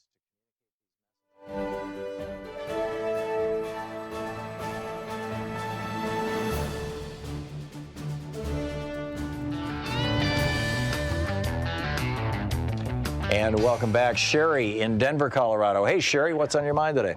A gentleman called earlier about the owner who owns Amazon. Yeah, Jeff Bezos? Yes, and he said that, this is what I thought he said, that he gave his credits back, you know, that he didn't have to pay taxes or very little, and he raised the salary of all his employees. Well, he did it for the warehouse. And I read in The Guardian, the not the American edition, right, the British edition, that he went and cut hours on the $15 an hour people. Oh, yeah, I saw that, yeah. Yeah, wasn't it? And I know a lot of people at Whole Foods, so I waited about a week or two, and I started asking. I said, by the way, I said, have your hours been cut? Because the article stated that it hadn't been done across the country completely. And they all said yes. Wow. And the Whole Foods near us is really bad. I mean, product-wise, employee-wise. For people who are listening and don't know why you're saying this, Sherry, it's because Whole Foods was acquired by Amazon, what was last year, the year before? Yeah, about a year and a half ago. Yeah, somewhere in there. And he, you know, and they're just, as an employee pointed out, well, we all didn't get the raise, because they made over $15 an hour. Right. They have been there longer. But I've noticed, and I never complain, and I talked to someone and I said, you know, he says, have you found everything? How is it? And I said, you know what? This is the worst I've ever seen this store. You have hardly anything on the shelves. You have hardly any produce.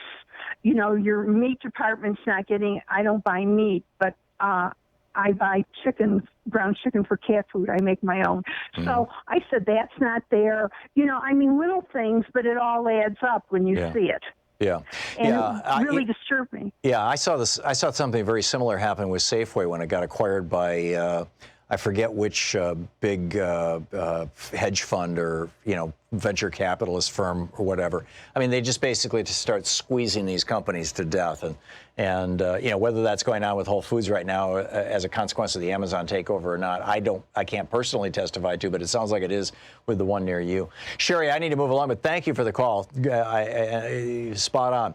Obi in La Crosse, Wisconsin. Hey, Obi, what's up? Hi, Tom. This is Abby in La Crosse. Abby, I'm sorry. Yes. Yeah. Hey, it took you a while to say Olathe, so I'll get. Anyway, linking back to what you started the program with about the right-wing Christians, the fundamentalists, what I call the authoritarian Christians, because they're not really Christians at all.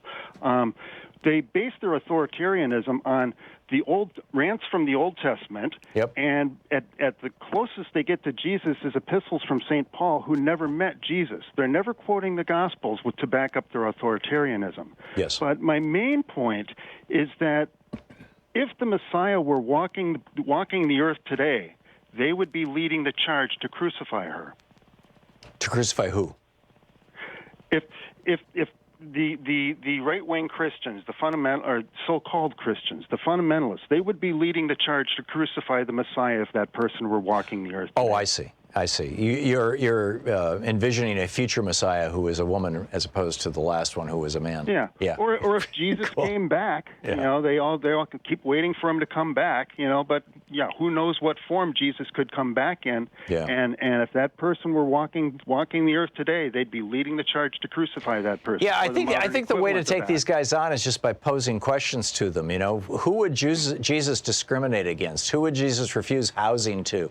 Who would Jesus take food stamps away from? You know, who would Jesus take the children away from and put in cages? Who would point them to the Sermon on the Mount and say, where's it say that in there? Yeah, in Matthew 25. I mean, the Sermon on the Mount and Matthew 25, in my mind, encompass Christianity. And, you know, I think they're the two most important parts of the teachings of Jesus. And these guys, these you know, the Franklin Grahams, the Donald Trumps, the Jerry Falwell Juniors of the world, the Mike Pences of the world do not encompass any of that. Avi, I got to run. Thanks a lot for the call. And good talking to you. And thank you for helping me with your name. We'll be back tomorrow, same time, same place. Bill Barr is going to release his report on Thursday, the censored version of the Mueller report, so get ready for that. And we'll continue our conversation tomorrow. In the meantime, don't forget, democracy is not a spectator sport. It requires you. Get out there, get active, tag, you're it. We'll see you tomorrow.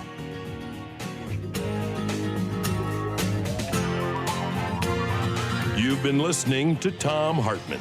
For audio and video archives, visit thomhartmann.com.